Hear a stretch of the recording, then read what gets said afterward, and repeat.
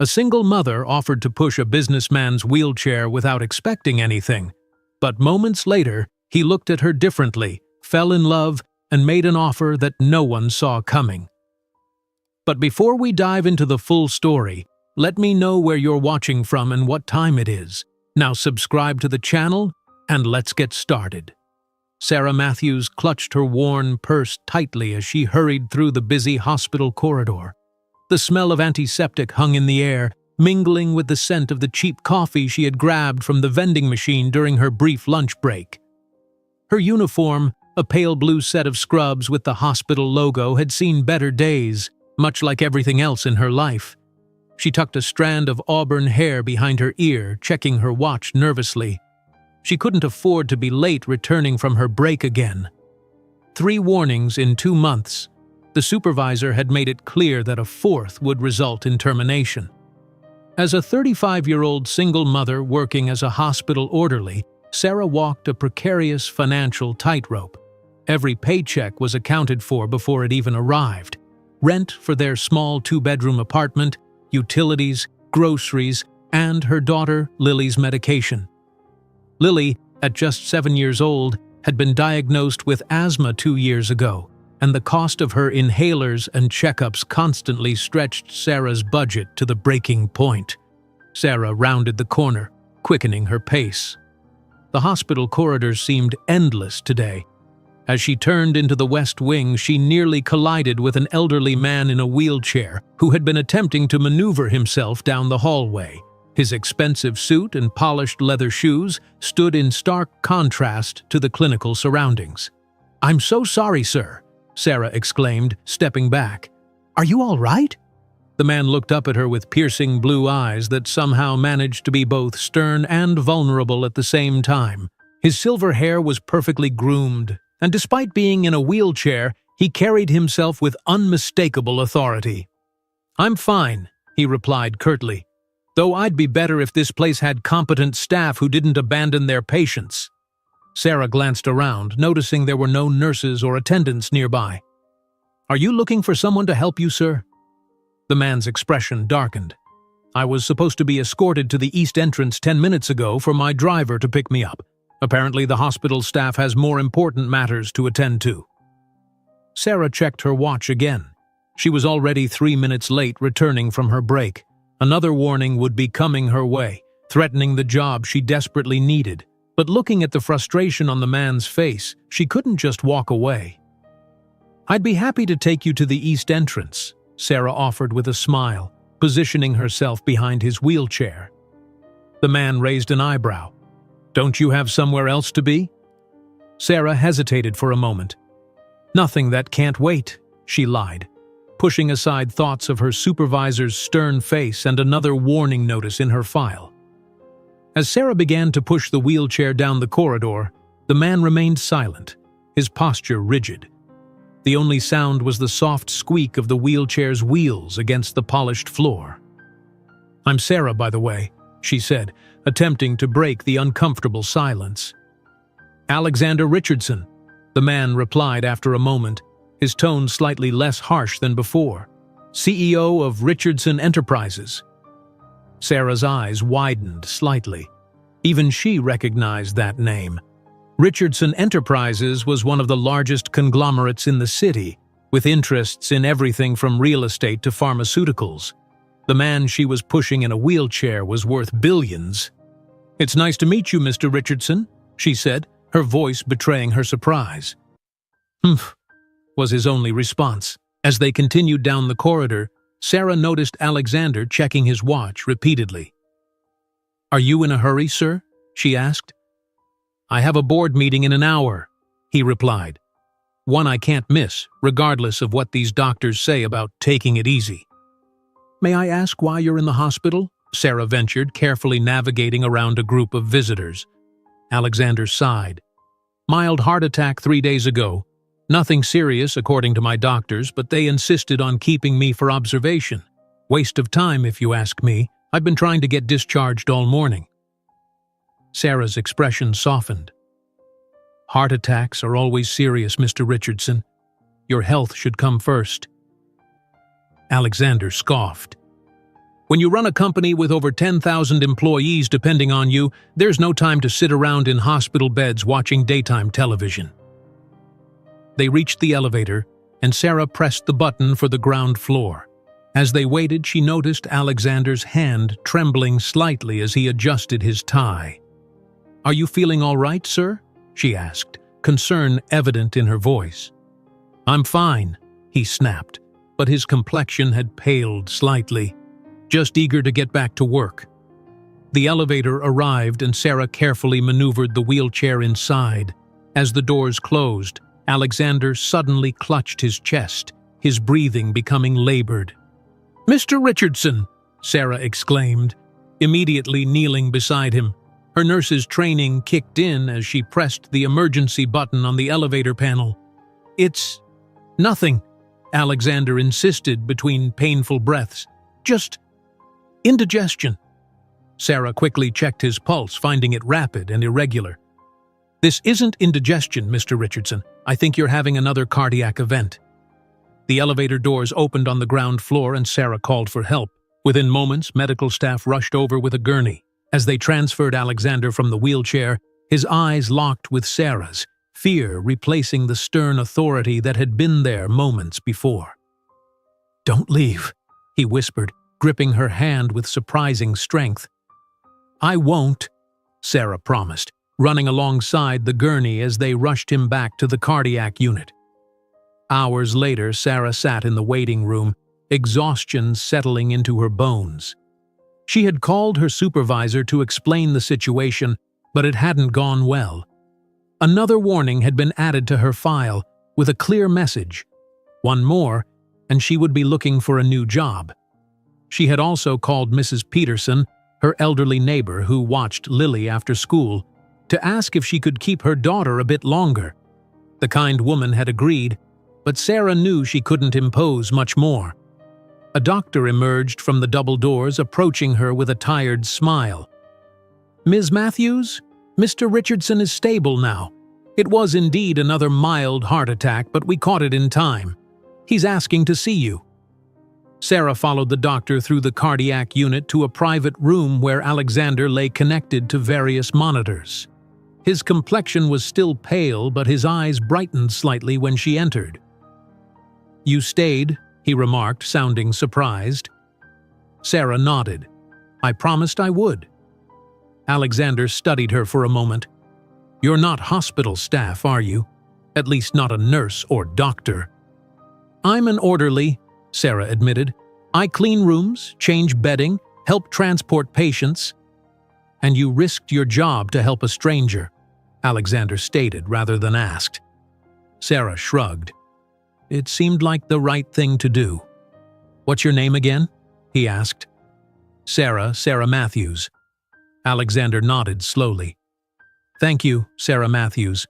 The doctors tell me your quick action probably saved my life." Before Sarah could respond, the door opened, and a young man in an expensive suit rushed in. He had Alexander's same piercing blue eyes, though his hair was dark and his face smooth with youth. "Dad," he exclaimed. "I came as soon as I heard. What happened to taking it easy?" "James," Alexander acknowledged his son with a slight nod. "I was attempting to leave when nature had other plans." His eyes moved back to Sarah. "This young woman helped me when no one else was around. If not for her, we might be having a very different conversation right now." James turned to Sarah, noticing her for the first time. "Thank you," he said sincerely, extending his hand. "James Richardson." Sarah shook his hand, feeling increasingly out of place in her worn scrubs. "Sarah Matthews, I should probably get going. My daughter will be wondering where I am." "You have a child?" Alexander asked. Sarah nodded. "A daughter, Lily. She's 7. "And her father?" Alexander inquired, ignoring the warning look from his son about personal questions. "It's just the two of us," Sarah replied simply, not wanting to delve into the story of Lily's father walking out when she was pregnant, claiming he wasn't ready for fatherhood. Alexander seemed to consider this information carefully. "Where do you live, Ms. Matthews?" "Dad," James interjected, "I don't think that's appropriate to ask." Alexander waved off his son's concern. "East Side," Sarah answered hesitantly, "near Oakwood Elementary." Alexander's eyebrows rose slightly. East Side was known for its affordable housing, but also for its higher crime rates and struggling schools. "And you work as an orderly here? How long?" "Almost 5 years," Sarah replied, increasingly confused by the line of questioning. Alexander nodded thoughtfully. "James, give Ms. Matthews your card. I want to speak with her again when I'm feeling better." James, though clearly puzzled, handed Sarah his business card. "My father obviously wants to thank you properly," he explained. "Please call this number tomorrow." Sarah accepted the card, tucking it into her pocket. "I really should go. I'm glad you're feeling better, Mr. Richardson." As she turned to leave, Alexander called after her. "Ms. Matthews?" Sarah paused at the door. "Yes?" "You won't be returning to your job as an orderly," he stated with certainty. Sarah's heart sank. So her supervisor had fired her after all. She would have to start job hunting immediately. The thought of bills piling up while she searched for new employment made her stomach clench with anxiety. "I understand," she replied, trying to keep her voice steady. "Goodbye, Mr. Richardson." As she walked down the hospital corridor for what she assumed would be the last time as an employee, Sarah felt tears welling in her eyes. She had known helping Alexander might cost her the job, but she hadn't regretted it for a moment. Still, the reality of unemployment as a single mother hit hard.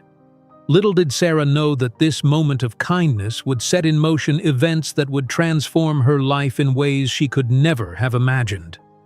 Alexander Richardson watched the door long after she had gone, a plan already forming in his mind.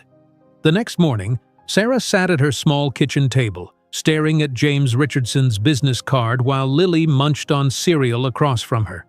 The apartment was quiet except for the occasional hum of the refrigerator and the clink of Lily's spoon against the bowl. "Mom, why aren't you dressed for work?" Lily asked, her observant eyes noticing that Sarah wasn't in her usual morning rush. Sarah tried to smile reassuringly. "I have the day off, sweetie." It wasn't exactly a lie. She did have the day off, along with every other day, moving forward. After leaving Alexander Richardson's room, Sarah had received the official termination notice from HR. 4 warnings in 2 months was unacceptable, they'd said. It didn't matter that she'd potentially saved a man's life in the process of earning that 4th warning. "Can we go to the park then?" Lily asked, her face brightening at the prospect of spending time with her mother on a weekday. "Maybe later, honey. Finish up so we can get you to school." As Lily returned to her cereal, Sarah fingered the edge of the business card. James Richardson's direct line was printed in embossed letters on the heavy cardstock.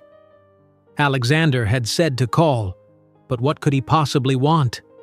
A formal thank you, perhaps, before he returned to his life of luxury, and she struggled to find a new job that would accommodate Lily's school schedule and doctor's appointments.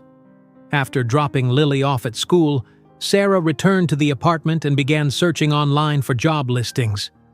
Her resume was sparse. A high school diploma, 2 years of community college she'd never completed after becoming pregnant, and 5 years as a hospital orderly.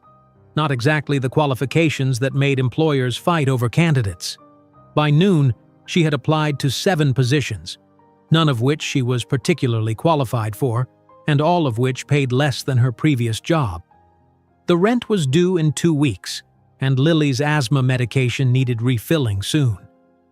Desperation began to creep in around the edges of her thoughts. Sarah's eyes fell on James Richardson's business card again. Taking a deep breath, she picked up her phone and dialed the number. "James Richardson speaking," came the crisp, professional voice after 2 rings. "Hello, Mr. Richardson. This is Sarah Matthews from the hospital yesterday. Your father asked me to call." There was a pause. "Ms. Matthews, yes. My father has been asking about you all morning. Are you available to come to our offices today? Say, 2 o'clock? Sarah glanced at the clock. It was just past noon, giving her plenty of time to pick out her best outfit. A simple black skirt and blouse she'd worn to job interviews, and still arrive on time. "Yes, I can be there at 2. "Excellent. I'll let security know to expect you. Richardson Tower, downtown. Just ask for me at the front desk." The call ended, and Sarah sat in bewildered silence. What could Alexander Richardson possibly want from her? At precisely 1:55 p.m., Sarah stepped into the gleaming lobby of Richardson Tower. The soaring ceiling, marble floors, and tasteful modern art created an atmosphere of wealth and power that made her immediately conscious of her well-worn shoes and the small snag in her skirt she'd tried to hide with a safety pin. The receptionist, a polished woman with an impeccable blonde bob, looked up as Sarah approached. "May I help you?" "I'm Sarah Matthews. I have an appointment with James Richardson at 2 o'clock. The woman checked her computer, then nodded. "Yes, Ms. Matthews. Please take the executive elevator to the 50th floor." She gestured toward a separate bank of elevators guarded by a security officer who nodded as Sarah approached. The executive elevator was paneled in rich wood and brass with no buttons except for 50. Clearly, it only went to one destination. As it rose swiftly, Sarah's stomach tightened with nerves. What was she doing here? The doors opened directly into a reception area where another immaculately dressed woman sat at a curved desk. "Ms. Matthews, Mr. Richardson is expecting you. Please follow me." Sarah was led down a corridor lined with photographs of impressive buildings and corporate achievements, eventually arriving at a large conference room. Inside, Alexander Richardson sat at the head of the table, looking remarkably recovered compared to the previous day. James stood by the window, looking out over the city. "Ms. Matthews," Alexander greeted her, his voice stronger than it had been in the hospital. "Thank you for coming on such short notice." "Of course," Sarah replied, standing awkwardly until Alexander gestured for her to take a seat to his right. "I assume you're wondering why I asked you here," Alexander began, his piercing blue eyes studying her intently. Sarah nodded. "I was a bit surprised by the invitation. I'll get straight to the point. I've had my people look into your background. 5 years as an orderly at Metro General, single mother to a daughter with asthma, struggling to make ends meet in one of the city's less desirable neighborhoods.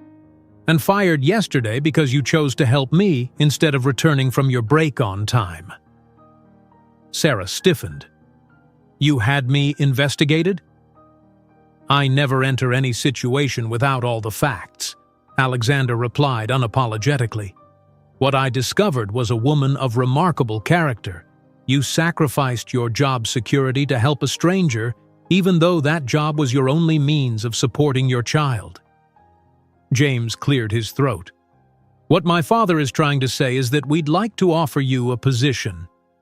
Sarah looked between the two men, confused. "A position? Doing what?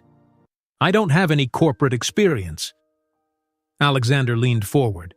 "I need a personal assistant, someone I can trust, someone with integrity who isn't afraid to speak plainly.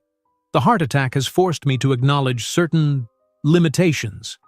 My doctors insist I reduce my workload and stress levels, which means delegating more than I'm accustomed to." "And you want me?" Sarah asked incredulously. "You don't even know me." "I'm an excellent judge of character," Alexander replied. "I built a multi-billion-dollar corporation by knowing who to trust and who to avoid. Something about you struck me yesterday, beyond just your willingness to help. There was an honesty in your manner that's rare in my world." James approached the table, sliding a folder toward Sarah. "The position offers a significant salary increase from your previous job, along with comprehensive health benefits, which would cover your daughter's medical needs. There's also a company apartment in a building we own near the office. The commute would be just 5 minutes on foot." Sarah opened the folder, and her eyes widened at the salary figure. It was more than triple what she'd been making at the hospital. The benefits package was equally generous, including full medical coverage with no deductibles or copays.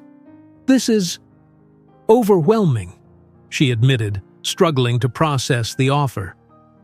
The job won't be easy, Alexander warned. I'm demanding and accustomed to excellence. You'll need to learn quickly and adapt to a world very different from what you're used to. But I believe you're capable. Sarah looked up from the papers. Why me? Surely there are hundreds of qualified candidates with actual experience who would want this job. Alexander's expression softened slightly. Experience can be gained, Ms. Matthews. Character is inherent. Besides, I owe you my life. You don't owe me anything, Sarah insisted. Anyone would have done the same. That's where you're wrong, Alexander replied. Most people would have walked away, prioritizing their job over a cranky old man in a wheelchair. He paused, a flicker of vulnerability crossing his face.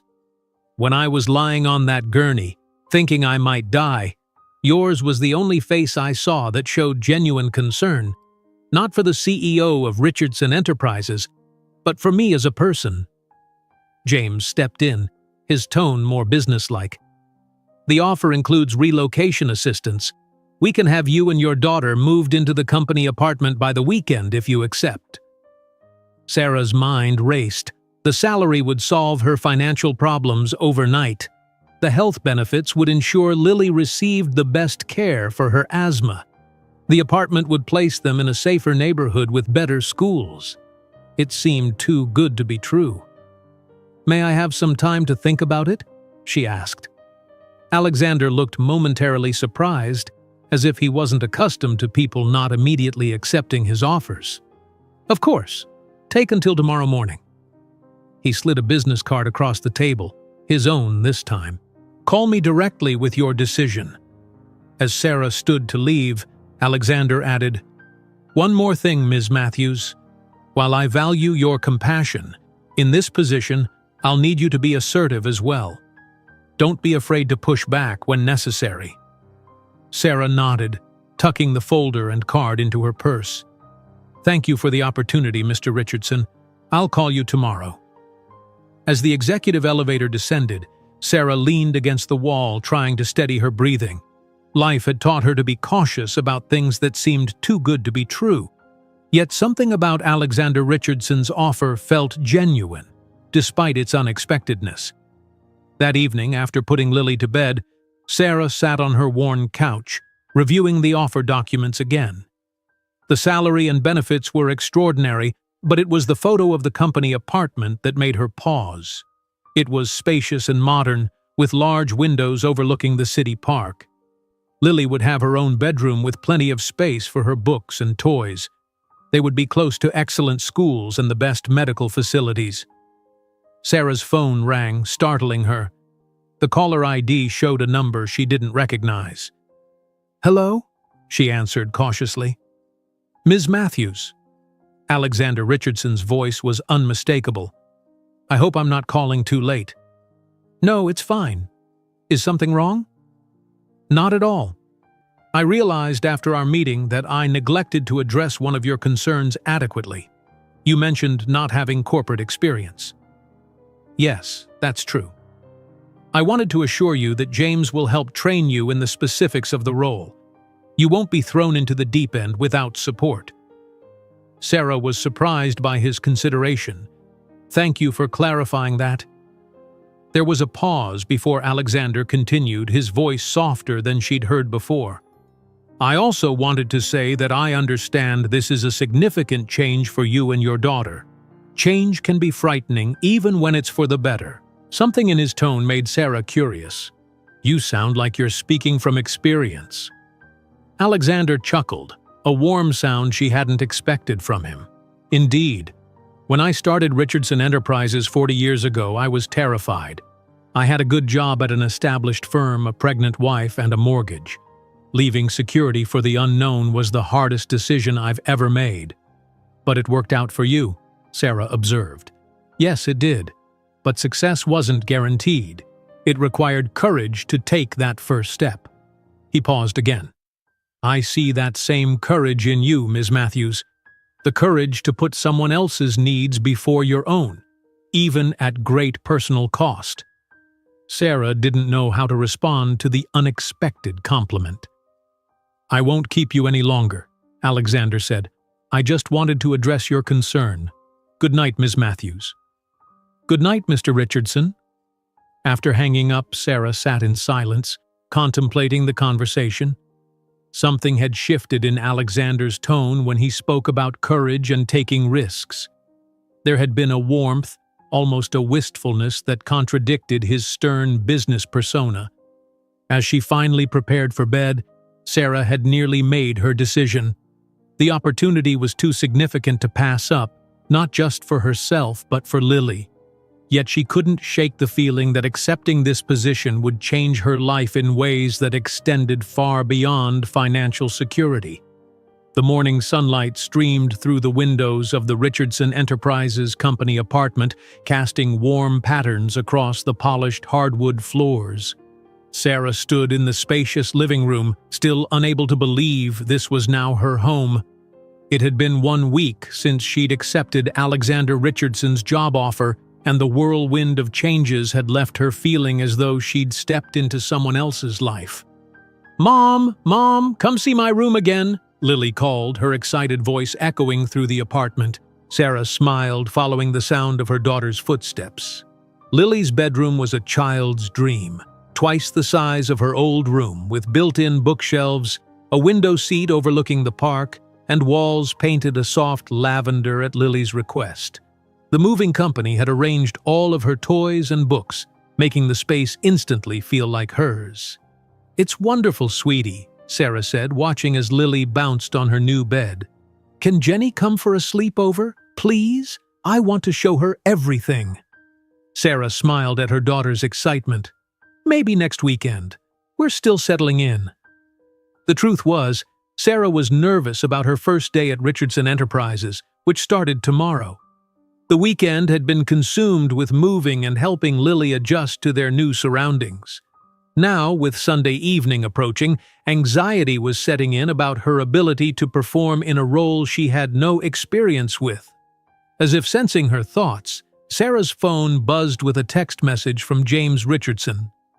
"Everything set for tomorrow? Car will pick you up at 7:30 a.m. Lily's school transportation arranged. Don't worry."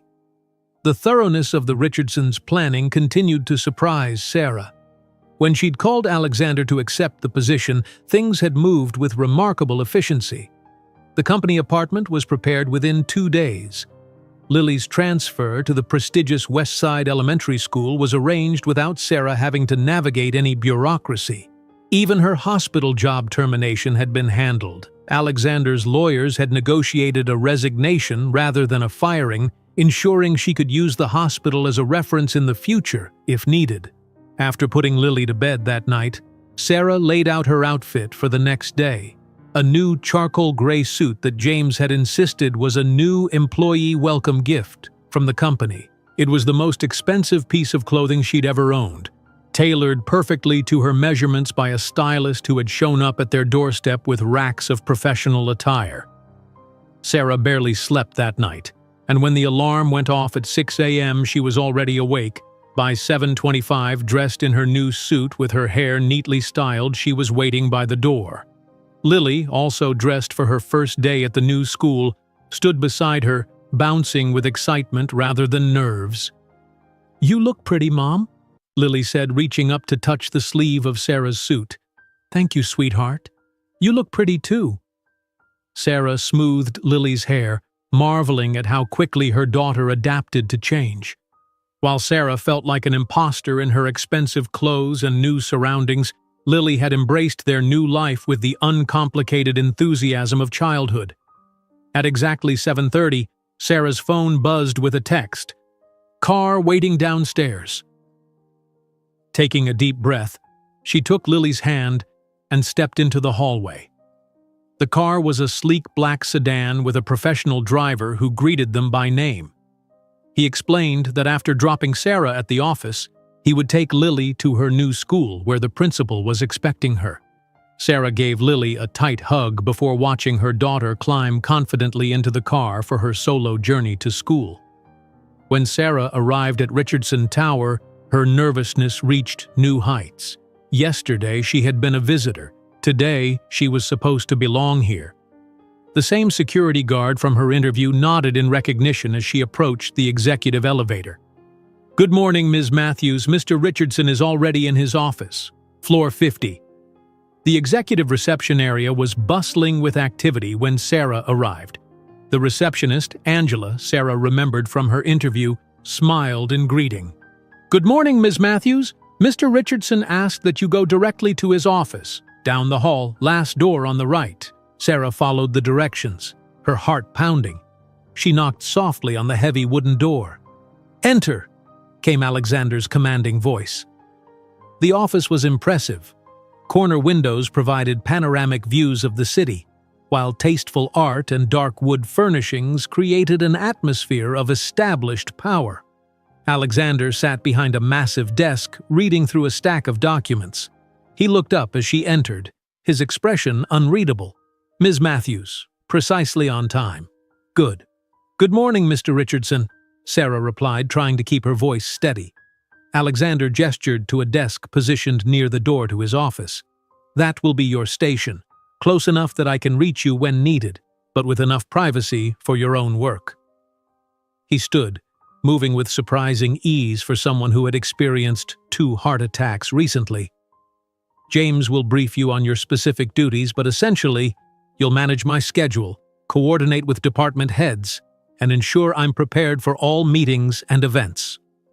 As if on cue, James entered the office, carrying a tablet and a leather portfolio. "Morning, Sarah. Ready to dive in?" The next few hours were a blur of information. James patiently explained the complex calendar system, introduced her to key personnel via video conference, and outlined the protocols for everything from answering Alexander's private line to handling confidential documents. Throughout the morning, Alexander remained at his desk, occasionally barking orders or asking questions that required Sarah to improvise answers based on her limited knowledge. By lunchtime, Sarah's head was spinning. James had left for a meeting, promising to return in the afternoon for more training. Alexander had barely acknowledged her presence since the initial introduction. Sarah's desk phone rang. "Yes, Mr. Richardson?" she answered, having been instructed that only Alexander would call that particular line. "Bring your notepad and come in here," he said brusquely before hanging up. Sarah grabbed her notebook and pen, taking a deep breath before entering his office.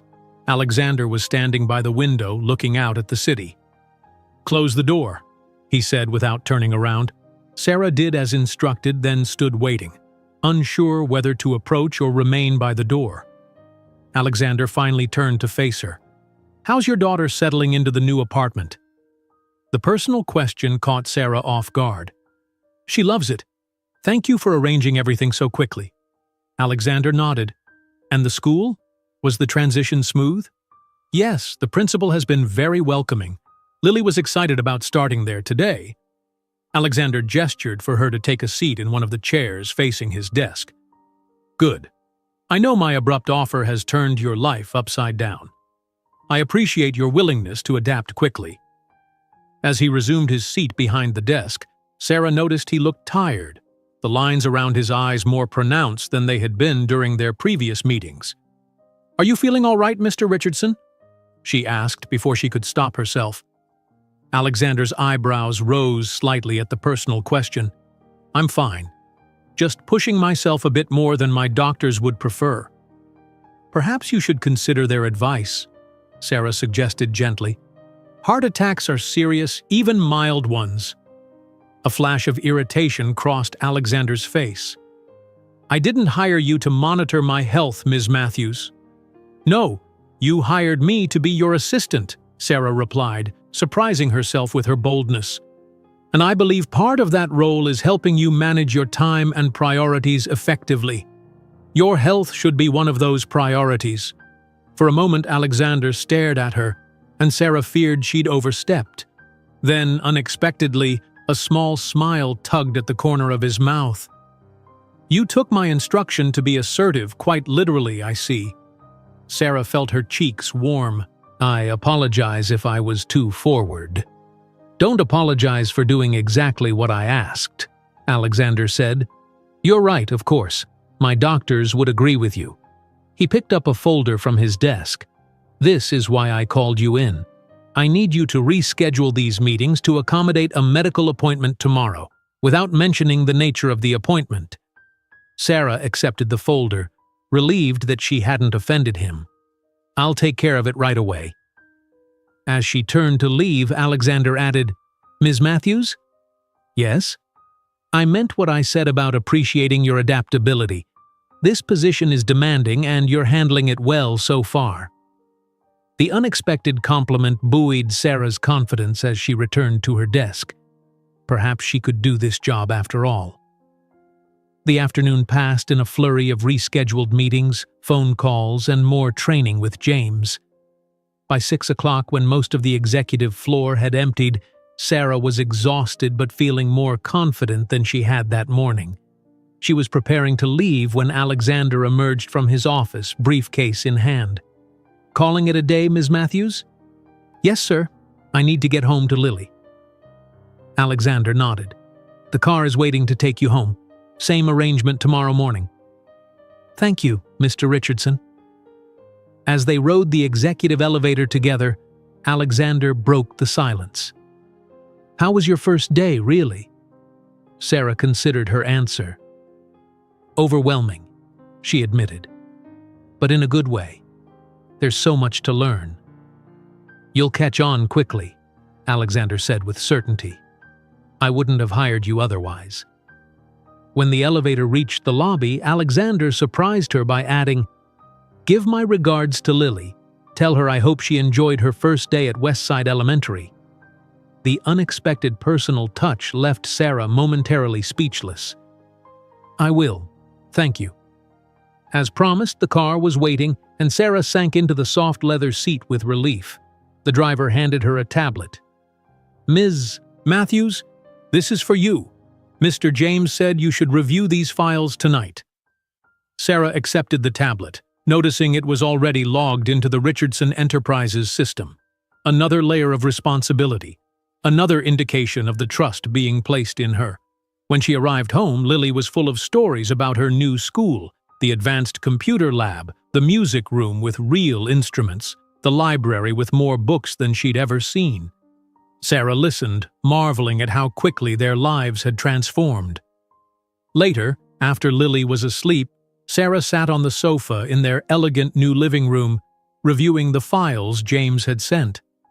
Most contained information about Alexander's upcoming appointments, background on the people he'd be meeting, key points to discuss, potential areas of conflict. One file, however, caught her attention. It was labeled AR, Personal Preferences, and contained detailed notes about everything from how Alexander liked his coffee, black, no sugar, to which car service he preferred, only Winston's luxury transport. The level of detail was astonishing. Specific brands of pens, preferred room temperatures for meetings, even which newspapers should be provided each morning. Sarah was studying this file when her phone rang. It was Alexander. "Ms. Matthews, I apologize for disturbing your evening." "It's no problem, Mr. Richardson. I was just reviewing the files James sent over." "Good. There's been a change of plans for tomorrow. The board has called an emergency meeting at 8 a.m. I'll need you there to take notes." "Of course. Should I prepare anything specific?" There was a brief pause. "Just bring your usual efficiency and attention to detail." "And Sarah?" It was the first time he'd used her first name. "Yes? Thank you for today. Your presence made things smoother than I anticipated." After they'd said goodbye, Sarah sat in silence, contemplating the complexity of her new employer. In just one day, she'd seen multiple sides of Alexander Richardson, the demanding boss, the strategic businessman, and glimpses of something else, a man perhaps more vulnerable than he wanted anyone to know. 3 weeks into her new position, Sarah found herself settling into a rhythm. The initial feeling of being an imposter had gradually given way to growing confidence as she mastered the complex systems that governed Alexander Richardson's business life. Her desk, once intimidatingly bare, now held organized stacks of documents, a calendar meticulously color-coded to Alexander's priorities, and a framed photo of Lily that reminded her of why she was pushing herself so hard in this new role. The emergency board meeting that had marked her second day had revealed the first cracks in Richardson Enterprises' seemingly perfect facade. A major development project in the city's south side was facing community opposition, threatening delays that would cost millions. Sarah had watched Alexander masterfully navigate the boardroom tension, never revealing that he'd experienced chest pains just moments before the meeting began. Pains he'd admitted to Sarah only because she'd caught him wincing while reviewing his presentation notes. "Your medication," she'd whispered discreetly, slipping him the pill bottle his doctor had prescribed. "And I've asked Angela to bring water instead of coffee." Alexander had given her a sharp look but had taken the medication without argument. It was the first of many small interventions Sarah had made regarding his health. Interventions that, to her surprise, he increasingly accepted. This morning, Alexander was in an unusually foul mood when Sarah arrived. His door was closed, but she could hear him on the phone, his voice raised in a way she'd rarely witnessed. "Absolutely unacceptable," he was saying as Sarah settled at her desk and began reviewing the day's schedule. "I don't care what excuses they're offering, Thomas. We had a deal." Sarah quickly pulled up information about Thomas Barton, the head of Richardson Enterprises' legal department, trying to anticipate what issue might have arisen overnight. The calendar showed nothing unusual scheduled for today. The door to Alexander's office flew open. "Sarah, get me the Southside Development file, all of it, and tell James I need him here immediately." "Yes, Mr. Richardson," Sarah replied, already reaching for the comprehensive file she'd organized the previous week. She handed it to him, noting the tightness around his eyes that often preceded his chest pains. "Shall I bring your medication as well?" Alexander frowned but nodded. "And reschedule my lunch with the mayor. This is going to take all day." As Sarah made the necessary calls, she overheard enough to understand the situation. The community group opposing the Southside development had filed an injunction, claiming Richardson Enterprises had failed to complete adequate environmental impact studies. It was a delay tactic, but an effective one. James arrived looking harried, his usually immaculate appearance slightly rumpled. "Morning, Sarah. He's in a state, isn't he?" "The South Side project," Sarah confirmed quietly. "He's concerned about the injunction." James sighed. "It's more than that. The board is getting nervous about how these delays are affecting our quarterly projections. Some members are suggesting we abandon the project entirely." Sarah's eyes widened. "But Mr. Richardson has been planning this development for years. He says it's the cornerstone of his urban renewal vision." "Vision doesn't always align with profit," James replied with a shrug before entering his father's office. Throughout the morning, Sarah fielded calls from board members, lawyers, and project managers, all demanding updates or expressing concerns. Alexander remained closeted with James and Thomas Barton, emerging only briefly to request coffee, which Sarah replaced with herbal tea, and to bark new instructions before disappearing again. By lunchtime, Sarah had rescheduled Alexander's entire week to accommodate the crisis, briefed the PR department on potential media inquiries, and compiled a comprehensive summary of the community group's concerns based on public records and social media monitoring. When James finally left Alexander's office looking defeated, Sarah approached him. "How bad is it?" "The board is calling an emergency vote tomorrow morning. They're going to recommend abandoning the project and redirecting resources to the waterfront development instead." James ran a hand through his hair.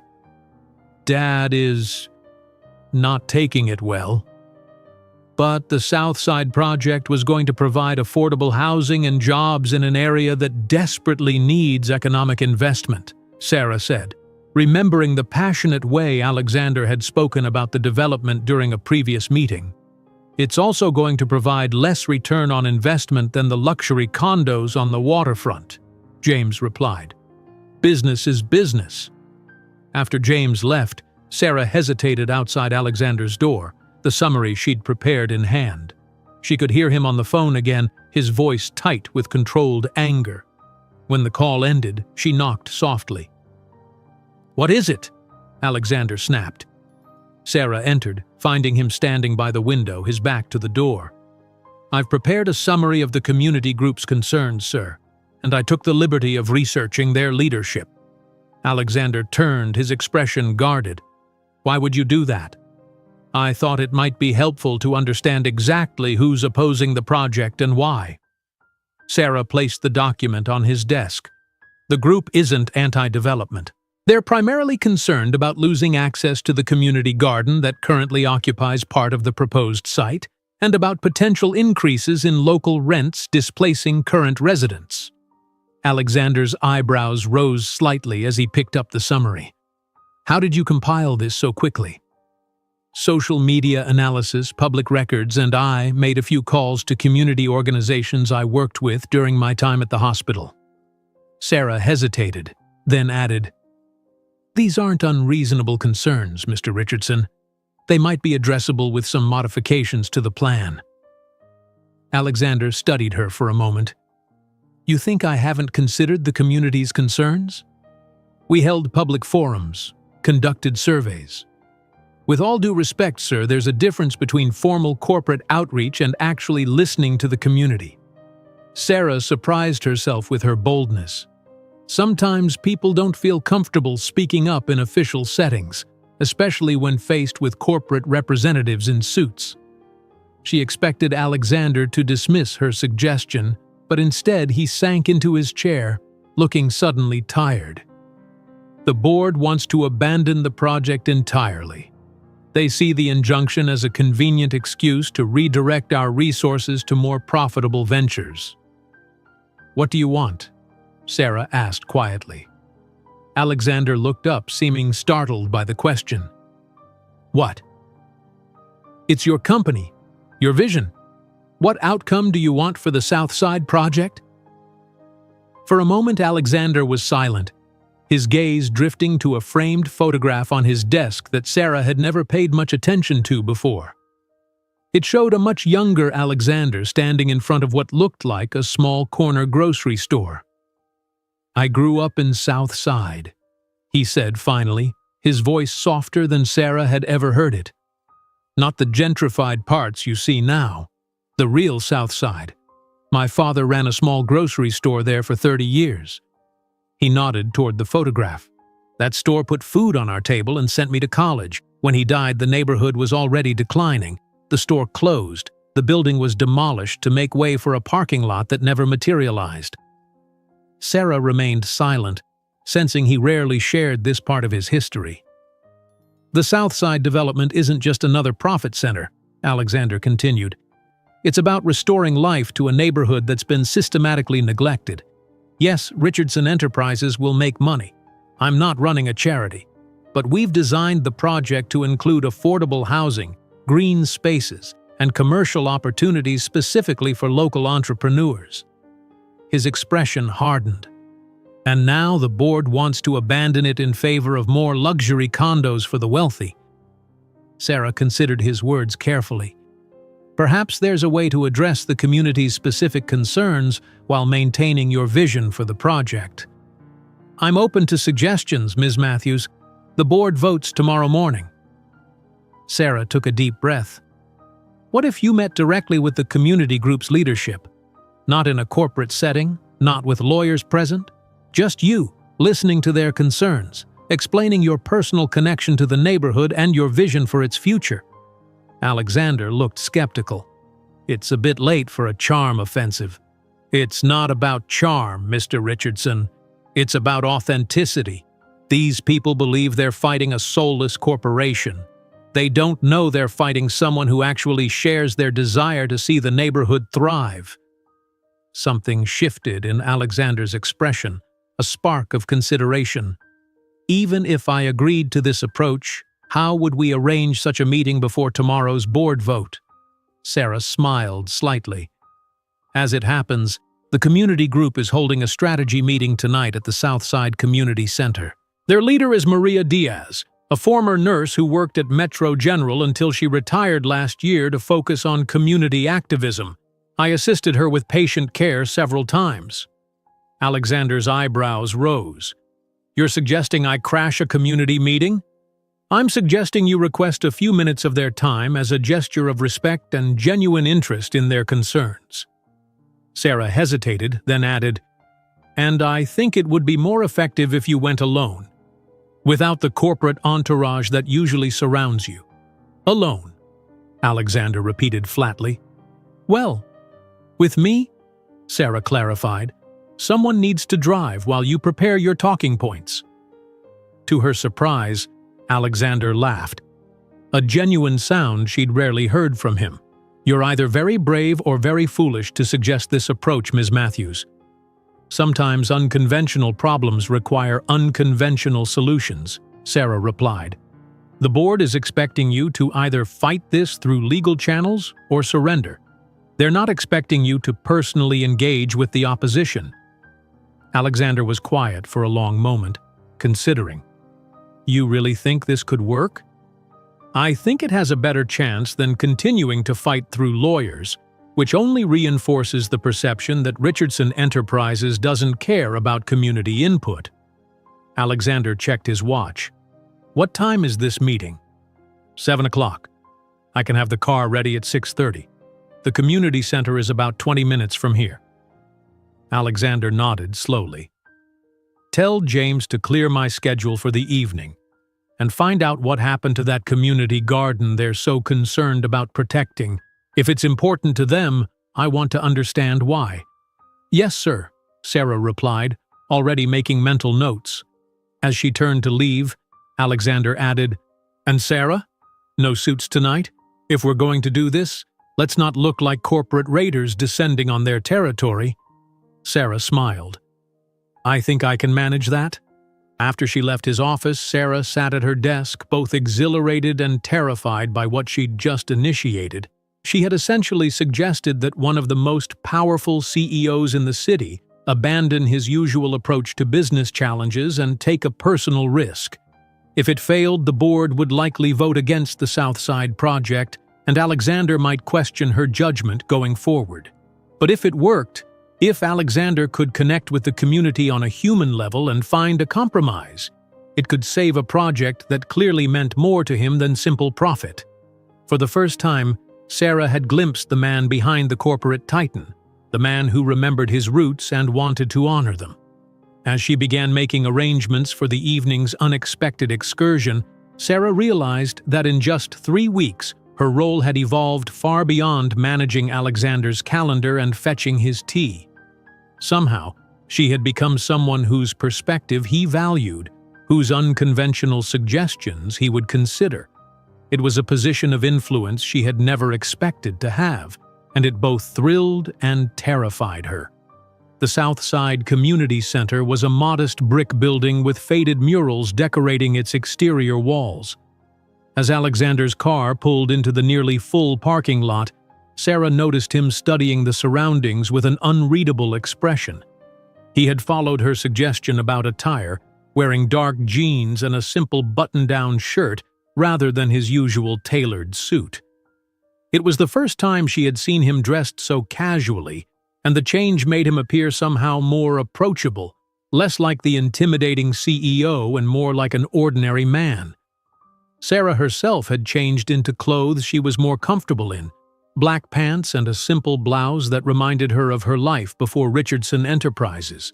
She had spent the afternoon researching everything she could find about the community garden at the center of the dispute, even making several calls to former colleagues at the hospital who lived in the area. "Are you sure about this?" Alexander asked as the driver parked the car.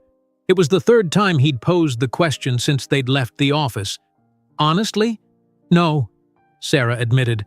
"But I believe it's worth trying. These people aren't your enemies, Mr. Richardson. They just want to protect their neighborhood, the same neighborhood you grew up in." Alexander nodded, his expression softening slightly. "My father would have been one of them, you know. He distrusted big business, believed in community above all else." He looked out the window at the gathering of people entering the community center. He would be deeply disappointed to see me on the opposite side of this dispute. The vulnerability in his voice surprised Sarah. In the week she had worked for him, Alexander had rarely spoken about his family or his past.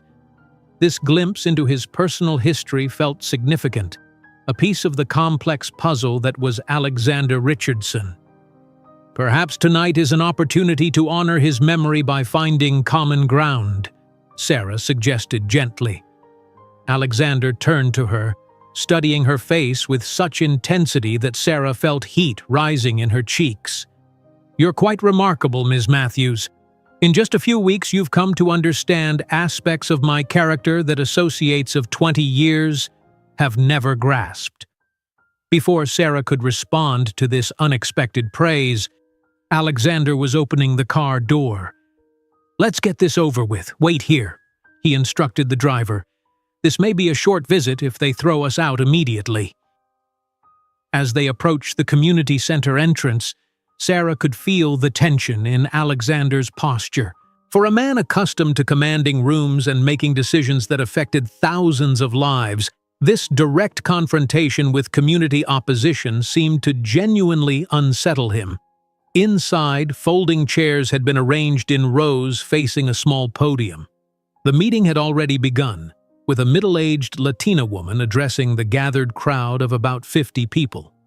Sarah recognized her immediately from hospital fundraisers.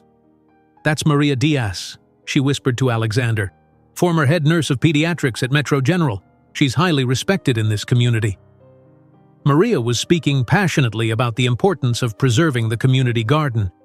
"This green space has provided fresh produce to local families for 15 years. Children learn about nutrition and agriculture there. Seniors find purpose tending the plots. It's not just land, it's the heart of our neighborhood." The crowd nodded and murmured in agreement. Alexander and Sarah quietly took seats in the back row, but in a room that size, new arrivals were quickly noticed. Whispers began to spread as people recognized Alexander. Maria paused in her presentation, her eyes widening slightly. "I believe we have an unexpected guest," she said, her voice steady but surprise evident in her expression. "Mr. Richardson, have you come to tell us personally why your company needs to destroy our garden?" All eyes in the room turned toward them. Sarah felt Alexander stiffen beside her, his jaw tightening in the way it did when he faced opposition in the boardroom.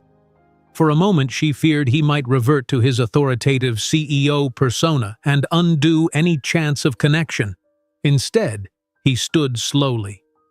"Actually, Ms. Diaz, I've come to listen, if you'll permit me."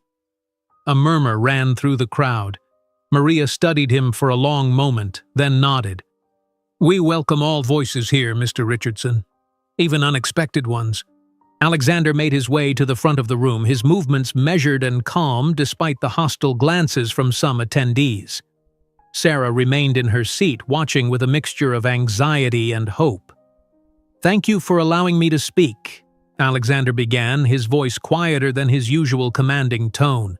"I'm not here as the CEO of Richardson Enterprises tonight. I'm here as someone who grew up 3 blocks from where we're standing now." This statement caused a ripple of surprise among the attendees. Alexander continued, "My father ran the corner grocery on Maple and 23rd for 30 years, Richardson's Grocery, though it had no connection to what later became Richardson Enterprises." An elderly man in the front row leaned forward. "Matthew Richardson's boy? I remember that store. Your dad would extend credit to families who were struggling between paychecks." Alexander's expression changed subtly, a softening around the eyes, a hint of emotion quickly contained. "Yes, that was my father. He believed in community, in neighbors helping neighbors." He paused, seeming to gather his thoughts. "The South Side has changed since those days, and not all changes have been for the better. And your development will change it even more," someone called out, "pricing out the people who've lived here for generations." Rather than becoming defensive, Alexander nodded. "That's a legitimate concern and one I take seriously. The original vision for this development included substantial affordable housing, green spaces, and commercial opportunities specifically designed for local entrepreneurs. He looked around the room. But I'm learning that our community outreach failed to adequately address your specific concerns, particularly regarding the garden. Maria Diaz crossed her arms. The garden isn't negotiable, Mr. Richardson. It feeds families. It brings people together. Your company offered to relocate it, but the alternative sites are too small and have contaminated soil from previous industrial use. Alexander turned to Sarah, who had been prepared for this moment. She approached the front, feeling the weight of many skeptical gazes. "I'm Sarah Matthews," she introduced herself. "Some of you might remember me from Metro General." A few nods of recognition came from the crowd. "I've been researching the garden issue today, and I understand its importance to this community. Would it be possible to show us the garden? Sometimes seeing something firsthand provides clarity that reports and blueprints can't offer." Maria hesitated, then nodded. "The garden is just behind this building. We can take a brief recess to show Mr. Richardson what he's planning to bulldoze." The crowd filed out the back doors into the summer evening. The community garden was larger than Sarah had expected. Nearly an acre of neatly tended plots bursting with vegetables, herbs, and flowers. Solar-powered lights illuminated pathways between the garden beds, and a colorful mural decorated the back wall of the community center. "We have 37 family plots," Maria explained as Alexander surveyed the scene, "plus a teaching garden for the local elementary school and a section devoted to growing produce for the neighborhood food pantry." Alexander walked slowly between the rows, occasionally stopping to examine a plant or read the hand-painted signs identifying the family tending each plot. Sarah followed at a distance, watching his expression carefully. An elderly woman was watering a plot filled with tomato plants. She looked up as Alexander approached, recognition dawning on her weathered face. "You're the one who wants to take our garden," she said in accented English. Alexander stopped. "I'm reconsidering that position, ma'am." The woman gestured to her abundant tomato plants. "I feed my grandchildren with these. The store tomatoes, they have no taste and they cost too much." She fixed Alexander with a direct gaze. "What will you put here that is more important than feeding children?" Sarah watched as Alexander absorbed the question, seeing something shift in his expression. He looked around at the garden, at the people tending their plots, at the children running along the paths, and then back at the elderly woman. "Nothing, ma'am," he said quietly. "There is nothing more important than that." The woman nodded, satisfied, and returned to her watering. Alexander turned and walked back to where Maria stood with several community leaders. "I think I understand the issue better now," he said. "The garden stays. We'll modify the development plans to work around it." Maria's eyebrows rose in surprise. "Just like that?" "Just like that," Alexander confirmed. "But I'd like to discuss other concerns your community has about the development. If the garden remains intact, are there other aspects of the plan that trouble you?" For the next hour, Alexander sat on a bench in the garden, listening as community members voiced their concerns about potential rent increases, construction disruptions, and the types of businesses the development would attract. Sarah took notes, occasionally asking clarifying questions, but mostly watching as Alexander engaged with the residents in a way she had never seen him interact with executives or board members. There was a genuineness to his interest, a respect in his responses that transformed the initially hostile atmosphere into something approaching collaborative. By the time they prepared to leave, several community members were showing Alexander their garden plots, and Maria had agreed to meet with the development team the following week to discuss modifications to the plan. As they walked back to the car, Sarah noticed Alexander seemed different, more relaxed, his usual stern expression replaced by something more contemplative. "Thank you for suggesting this approach," he said as they reached the car. "It was enlightening." "You connected with them," Sarah observed. "They saw you as a person, not just a corporate entity." Alexander nodded, looking back at the community center. My father would have approved, I think. He opened the car door for Sarah, a gesture he had never made before. We have a lot of work to do before the board meeting tomorrow. I'll need you to help me revise the presentation completely. Of course, Sarah replied, sliding into the car. As Alexander settled beside her, he added, This doesn't solve everything. The board will still resist any plan that reduces the profit margin, even slightly. But now you have something they don't, Sarah pointed out. What's that? Community support. That injunction could vanish if the community group withdraws their opposition. The board's main objection has been the delays and legal costs. Alexander looked at her with newfound appreciation. You have a strategic mind, Ms. Matthews. I hadn't considered that angle. As the car pulled away from the community center, Sarah watched Alexander gazing out the window at the neighborhood of his youth. Something had changed tonight, not just in the project's prospects but in their relationship. For the first time, she had glimpsed the man behind the powerful businessman, the son of a grocery store owner who had never forgotten his roots. And for the first time, she suspected Alexander Richardson was beginning to see her as more than just an efficient assistant. The way he had looked at her when she'd suggested visiting the garden, the respect in his voice when he'd thanked her, these were small shifts, but significant ones. Back at Richardson Tower, the night was just beginning. They had a board presentation to revise, calls to make, a strategy to develop. But as they rode the elevator up to the executive floor, Sarah couldn't help feeling that something more important than business had transpired in that community garden, a connection that transcended their professional roles, revealing the humanity in both of them. Sunlight streamed through the floor-to-ceiling windows of the boardroom as Sarah organized the presentation materials. It was 7:30 a.m., and the emergency board meeting would begin in 30 minutes.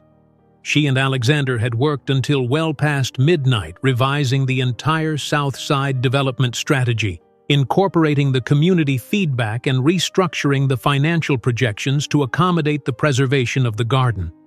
When Alexander entered the boardroom, Sarah immediately noticed the confidence in his stride. Despite the minimal sleep, he appeared energized, focused.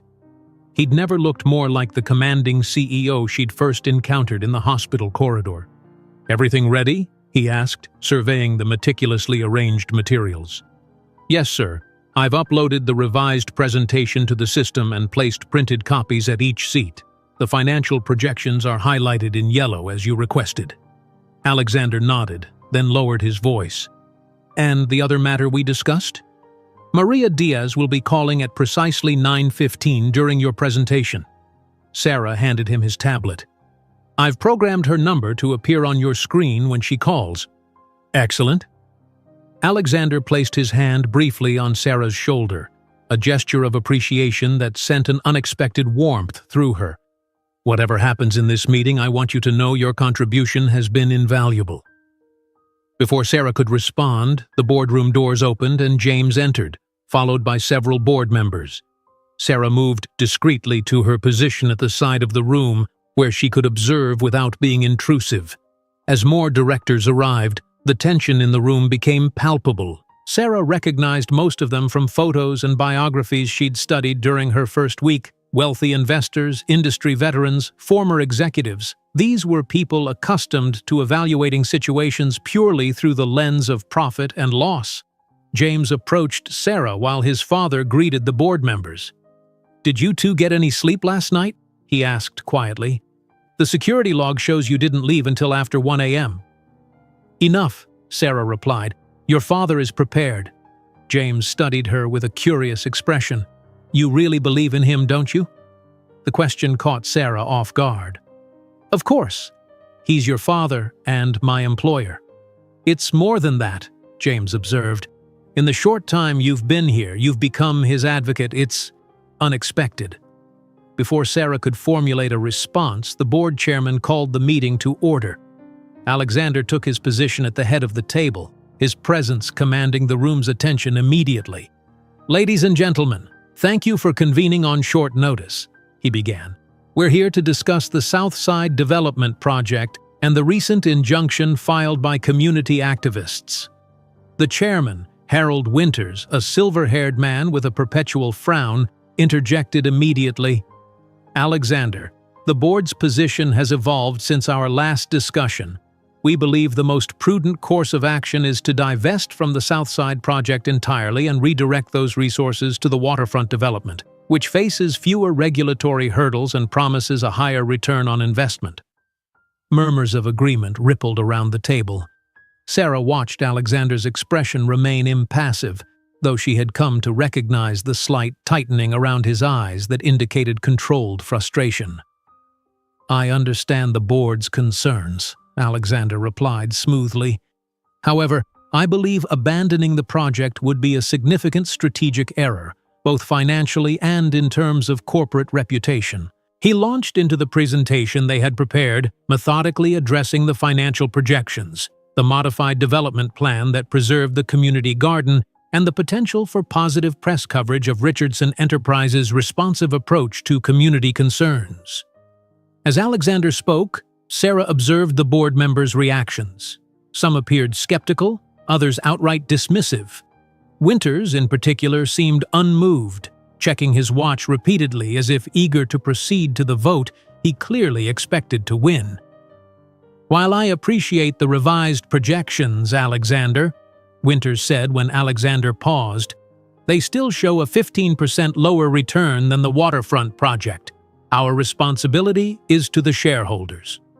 "Our responsibility extends beyond the next quarterly report, Harold," Alexander countered. "The Southside development establishes Richardson Enterprises in an emerging market with significant growth potential over the next decade. Short-term profit isn't the only metric by which we should be measuring success." Another board member, Victoria Chen, leaned forward. "The community opposition remains a concern. Legal battles could drag on for years, regardless of revised plans. How do you propose to address that?" Alexander checked his watch. It was 9:14 a.m. "I believe—" His tablet illuminated with an incoming call. Alexander didn't miss a beat. "Excuse me, directors, this call is directly relevant to your question, Ms. Chen." He accepted the call, putting it on speakerphone. "Ms. Diaz, thank you for calling. You're on speakerphone with the Richardson Enterprises Board of Directors." "Good morning." Maria's confident voice filled the boardroom.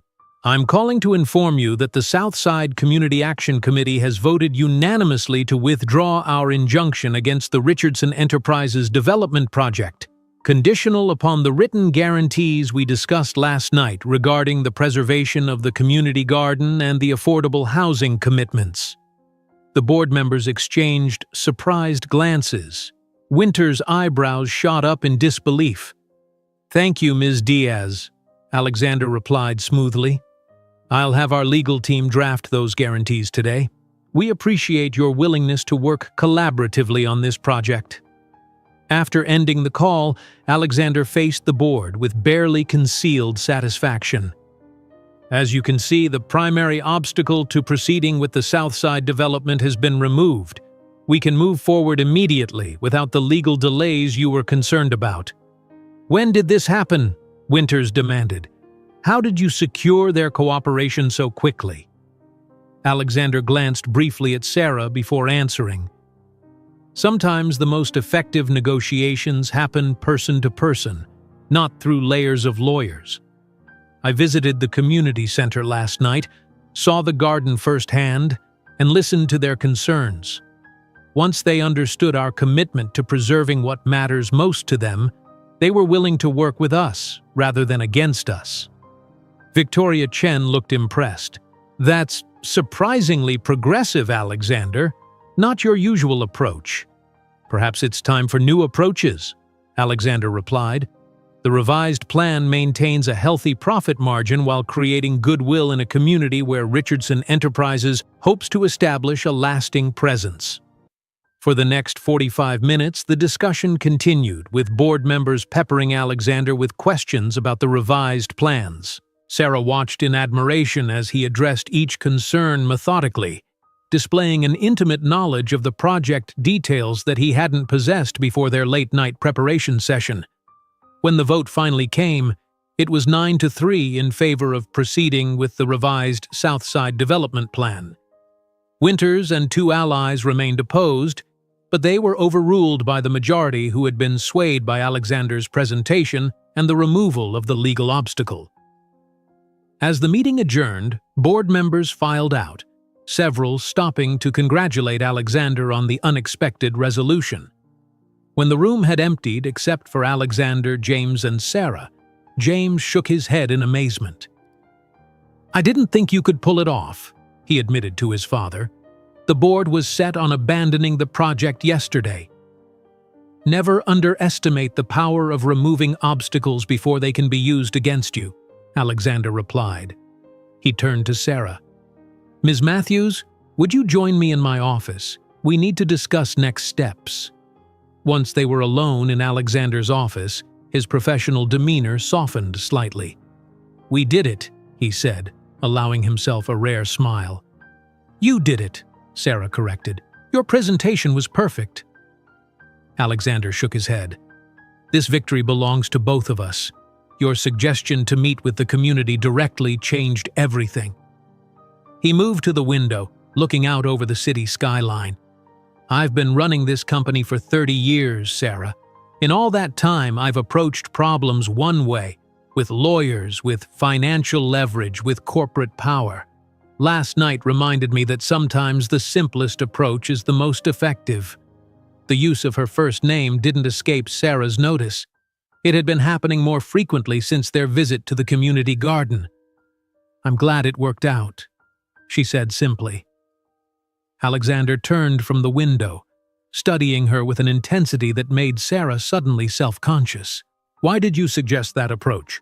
Most people in your position would have simply executed whatever strategy I dictated." Sarah considered the question carefully. "I suppose because I saw how much the project meant to you personally. When you talked about your father's grocery store, about growing up in Southside, it wasn't just business anymore. It mattered to you as a person." Alexander was quiet for a moment. "Few people see me as a person anymore," he said finally. "To most, I'm just Richardson Enterprises personified, a walking, talking corporate entity." "Perhaps that's because you rarely let them see anything else," Sarah suggested gently. Instead of taking offense, Alexander nodded slowly. "A fair observation. When you've spent decades building a certain image, it becomes difficult to set it aside, even momentarily." He returned to his desk, picking up a framed photograph, the same one Sarah had noticed previously of the young Alexander in front of his father's grocery store. "My father died still believing I had abandoned everything he valued in pursuit of wealth and power," Alexander said, his voice unnaturally quiet. "He never saw that I was trying to create resources to help neighborhoods like the one he served, just on a larger scale." The vulnerability in his voice touched something in Sarah. "I think he would have been proud of what you did last night," she said. "You listened to people others would have dismissed. You found a solution that respected their needs while still achieving your goals." Alexander set the photograph down carefully. "Perhaps." He straightened, his moment of reflection passing. "We have work to do. Legal needs to draft the guarantees for Ms. Diaz immediately. The PR team should prepare a press release about the revised development plan, emphasizing our commitment to community collaboration." "I'll take care of it," Sarah assured him, making notes on her tablet. "And Sarah?" Alexander added as she turned to leave. "Clear my schedule for this evening." Sarah looked up in surprise. Alexander rarely left the office before 8 p.m. "The entire evening?" "Yes. I'd like you to accompany me to dinner. There's something I'd like to discuss with you." Seeing her puzzled expression, he added, "Bring Lily as well. I believe it's time I met your daughter." Sarah blinked in surprise. "Sir, that's unexpected. After yesterday, I think we've moved beyond the strictly professional boundaries that typically define employer-employee relationships, don't you?" There was something in his expression that Sarah couldn't quite read, a warmth that seemed at odds with his usual reserved demeanor. "I suppose we have," she agreed cautiously. "Good. I'll have the car pick you both up at 6. Alexander turned his attention to the documents on his desk, effectively dismissing her. As Sarah returned to her desk, her mind was racing. What could Alexander possibly want to discuss that would involve meeting Lily? And why did the prospect of introducing her daughter to her employer fill her with such a complex mixture of anticipation and anxiety? The professional lines between them had indeed begun to blur, especially after their shared experience at the community garden. But dinner with Lily present suggested something more, a step toward a relationship that extended beyond the walls of Richardson Tower into their personal lives. Sarah found herself simultaneously intrigued and uneasy about what the evening might bring. Alexander Richardson was still very much an enigma to her in many ways, a powerful businessman with moments of surprising vulnerability, a demanding boss who was beginning to feel like something more than just an employer. As she began making calls to implement the next steps of the South Side project, Sarah wondered if perhaps she was becoming something more than just an employee to him as well. "Mommy, do I have to wear this dress? It's itchy," Lily complained, tugging at the collar of the navy blue dress Sarah had purchased for her first day at Westside Elementary. It was one of the few nice outfits they owned, and Sarah had wanted Lily to look her best for their dinner with Alexander. "Just for tonight, sweetheart," Sarah replied, adjusting her own outfit, a simple black dress that she'd found in the back of her closet, one of the few items she'd kept from her life before becoming a single mother. "Mr. Richardson is a very important man, and we want to make a good impression." Lily scrunched up her nose. "Is he your boss? The one who gave us this apartment?" "Yes, that's him," Sarah confirmed, checking her appearance one last time in the mirror. She had applied a light touch of makeup and styled her hair more carefully than usual, efforts she tried not to examine too closely. "Why does he want to have dinner with us?" Lily asked, the innocent question cutting straight to the uncertainty that had been plaguing Sarah all afternoon. "I'm not sure," Sarah admitted, "but it must be important if he wants to meet you." At precisely 6 o'clock, Sarah's phone buzzed with a text message. "Car waiting downstairs." Taking a deep breath, she took Lily's hand and left the apartment. The car was the same sleek black sedan that had been transporting them for the past month, but tonight it felt different somehow, more personal. Sarah helped Lily into the back seat, then slid in beside her. "Where are we going?"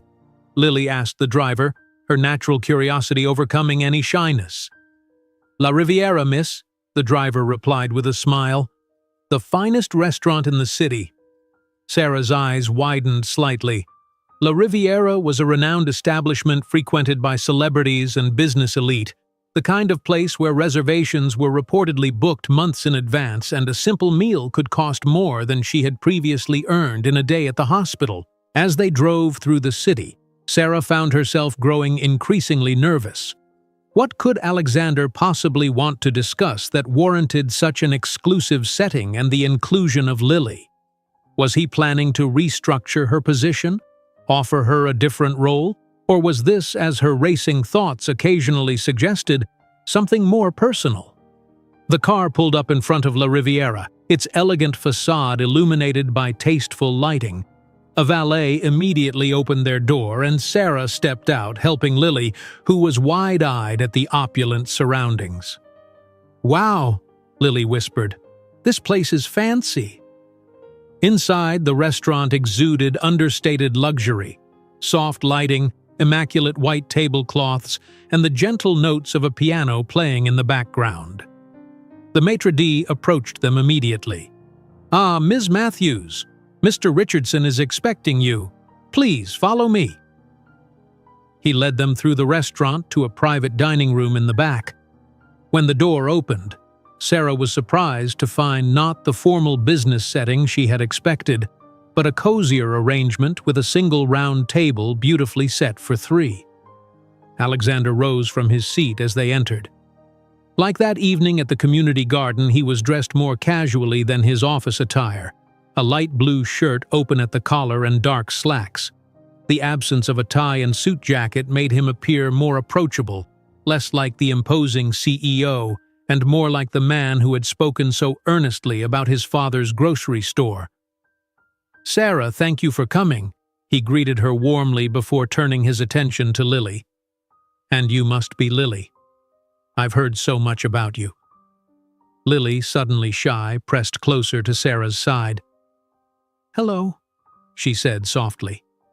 Alexander smiled, a genuine expression that transformed his usually stern features. "I understand you're quite the artist. Your mother keeps one of your drawings on her desk." Lily's eyes widened in surprise, and she looked up at Sarah with a delighted expression. "You do?" Sarah nodded, equally surprised that Alexander had noticed such a detail. "The one you made of our new apartment." Alexander gestured to the table. "Please sit down. I've taken the liberty of ordering a selection of appetizers to start, but for the main course you can choose whatever you like." As they settled into their seats, a waiter appeared with a tray of elegant hors d'oeuvres and poured sparkling water for all three of them. Alexander raised his glass in a small toast. "To new beginnings," he said, his eyes meeting Sarah's briefly before he turned to include Lily in the gesture. Lily giggled at the formality but raised her glass as well, carefully mimicking the adult's movements. Sarah noticed how Alexander watched her daughter with genuine interest, asking her questions about school and her favorite subjects, listening attentively to her animated responses about the science lab at Westside Elementary and the book she was reading for class. The tension Sarah had felt began to ease as the dinner progressed. Whatever Alexander's purpose for this meeting, his interaction with Lily was refreshingly authentic. He didn't speak to her with the condescending tone many adults adopted with children, but with the same respectful attention he might give to a business associate. After the main course, when Lily had become comfortable enough to ask Alexander about the giant glass building where her mother worked, Alexander excused himself briefly to take a phone call. Sarah used the moment to check in with her daughter. "Are you enjoying yourself, sweetie?" she asked quietly. Lily nodded. "Mr. Richardson is nice. He doesn't talk to me like I'm a baby." "No, he doesn't," Sarah agreed, finding herself warmed by this observation. "Is he your boyfriend?" Lily asked suddenly with the disarming directness only children can manage. "What?" "No," Sarah replied, feeling her cheeks flush. "He's my employer, Lily. My boss." "Then why are we having dinner with him?" "Mrs. Peterson says grown-ups only have special dinners when they like each other." Lily's innocent logic made the question seem perfectly reasonable. Before Sarah could formulate a response, Alexander returned, and she silently thanked the timing that had spared her from having to explain the complexities of professional relationships to a 7-year-old. As dessert was served, an elaborate chocolate creation that made Lily's eyes widen with delight, Alexander finally turned the conversation toward what Sarah assumed was the purpose of their meeting. "Lily, do you know what your mother does at Richardson Enterprises?" he asked. Lily thought for a moment, her forehead creasing in concentration. "She helps you with important things, and makes sure you take your medicine so you don't get sick." Alexander chuckled. "That's very accurate. Your mother has become indispensable to me in a very short time." He turned to Sarah. "Which is why I wanted to speak with both of you tonight about an opportunity." Sarah set down her fork, her attention fully focused on Alexander now. "What kind of opportunity?" "I've been invited to give a series of lectures at Stanford Business School next month," Alexander explained. "It's a prestigious opportunity that I've declined in previous years due to time constraints. However, my doctors have been rather insistent that I need to incorporate more rest into my schedule." "That sounds like a wonderful opportunity," Sarah commented, still not understanding what this had to do with her and Lily. "California is lovely in the fall," Alexander continued. "The Stanford campus is particularly beautiful, and there are excellent activities for children in the surrounding area." He paused, looking directly at Sarah. "I'd like you both to accompany me." Sarah blinked in surprise. "Both of us?" "Yes. I'll need your assistance with preparations for the lectures and coordination with my West Coast offices. The university has offered a guest residence on campus with plenty of space. The lecture series runs 2 weeks, with my presentations only 3 days each week, leaving ample time for—" He glanced at Lily. "Other activities." "But what about Lily's school?" Sarah asked, trying to process the unexpected proposal. "I've already spoken with the headmaster at Westside," Alexander replied. "They can provide materials for Lily to keep up with her studies, and they agreed the educational value of the trip itself would be significant." Sarah was momentarily speechless. Alexander had clearly thought this through extensively, but the idea of traveling with him, of sharing accommodation, blurred the professional boundaries between them even further. "I understand this is unexpected," Alexander added, correctly interpreting her hesitation. "Take some time to consider it. But I hoped discussing it with Lily present might help you both see the potential benefits." Lily, who had been following the conversation with intense interest, looked up at Sarah with pleading eyes. "Can we go, Mom? Please? I've never been on an airplane." Sarah found herself caught between her daughter's excitement and her own uncertainty about what Alexander's invitation truly signified.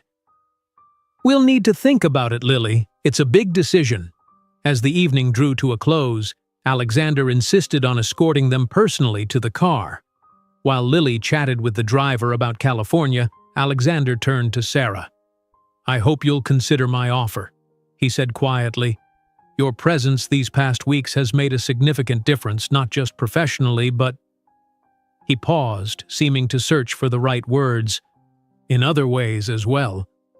The ambiguity of his statement hung between them, charged with unspoken meaning. Before Sarah could respond, Alexander continued. "The board has noticed the positive changes, my improved focus, better compliance with medical advice, more innovative approaches to problems like the South Side development. They attribute it to my recovery from the heart attack. But I know the real catalyst." His gaze was direct, unwavering. "It's you, Sarah. Your perspective, your integrity, your willingness to challenge me when necessary. These qualities have become valuable to me beyond measure." Sarah felt a flutter of something unfamiliar, a warmth that wasn't entirely professional. "Thank you," she managed to say. "Working with you has been educational." A smile tugged at the corner of Alexander's mouth. "Educational. That's one way to put it." He opened the car door for her. "Think about Stanford. It would be a chance to see a different side of the work we do, and perhaps a different side of each other as well." As the car pulled away from the restaurant, Sarah watched Alexander's figure receding in the distance. Beside her, Lily was already listing all the things she wanted to see in California, her excitement palpable. "We're going to go, right, Mom?" she asked, her eyes bright with anticipation. "I don't know yet, Lily," Sarah replied honestly. "It's complicated." But as they drove home through the city streets, Sarah found herself considering possibilities she had never imagined when she first pushed Alexander Richardson's wheelchair down that hospital corridor. Something was changing between them, something that transcended their professional roles and hinted at a connection neither of them had anticipated. The question now was whether Sarah was brave enough to explore what that connection might become, or whether the prudent choice was to maintain the professional boundaries that kept her heart safely guarded. As she listened to Lily's excited chatter about California, Sarah realized the decision ahead involved not just her future, but her daughter's as well, a responsibility that made the choice all the more consequential. The Stanford campus was even more beautiful than Sarah had imagined. Sandstone buildings with terracotta roofs nestled among ancient oak trees, their branches casting dappled shadows across manicured lawns. The morning air carried a crispness that was refreshing after the humidity of their home city, and the distant mountains provided a stunning backdrop to the academic setting. It had been 3 days since their arrival in California, and Sarah was still adjusting to the surreal quality of their situation. The guest residence provided by the university was a spacious 3-bedroom house with a garden that bloomed with late summer flowers.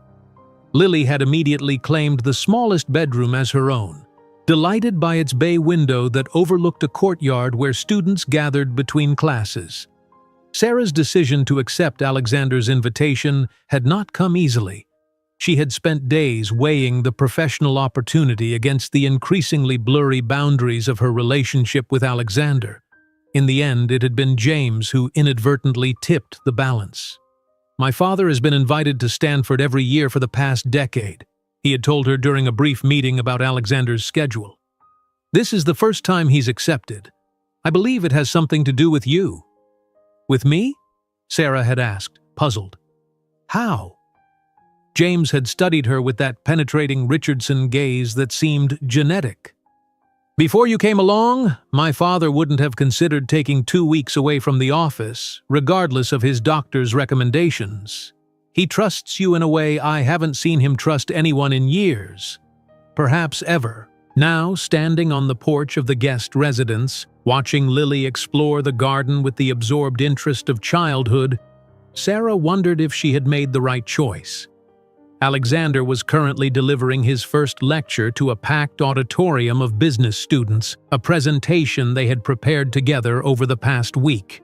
She had offered to attend, to manage any logistical issues that might arise, but he had gently suggested she take the morning to settle in and help Lily adjust to their temporary home. Ms. Matthews, a young woman, approached the house, a folder tucked under her arm. "I'm Sophie Chen, Professor Wilson's assistant. Mr. Richardson asked me to bring you these materials for tomorrow's lecture." Sarah accepted the folder with a smile.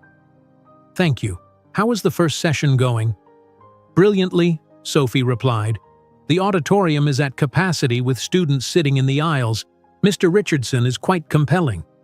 After Sophie left, Sarah opened the folder to find notes for Alexander's next lecture, along with a handwritten note in his distinctive bold script.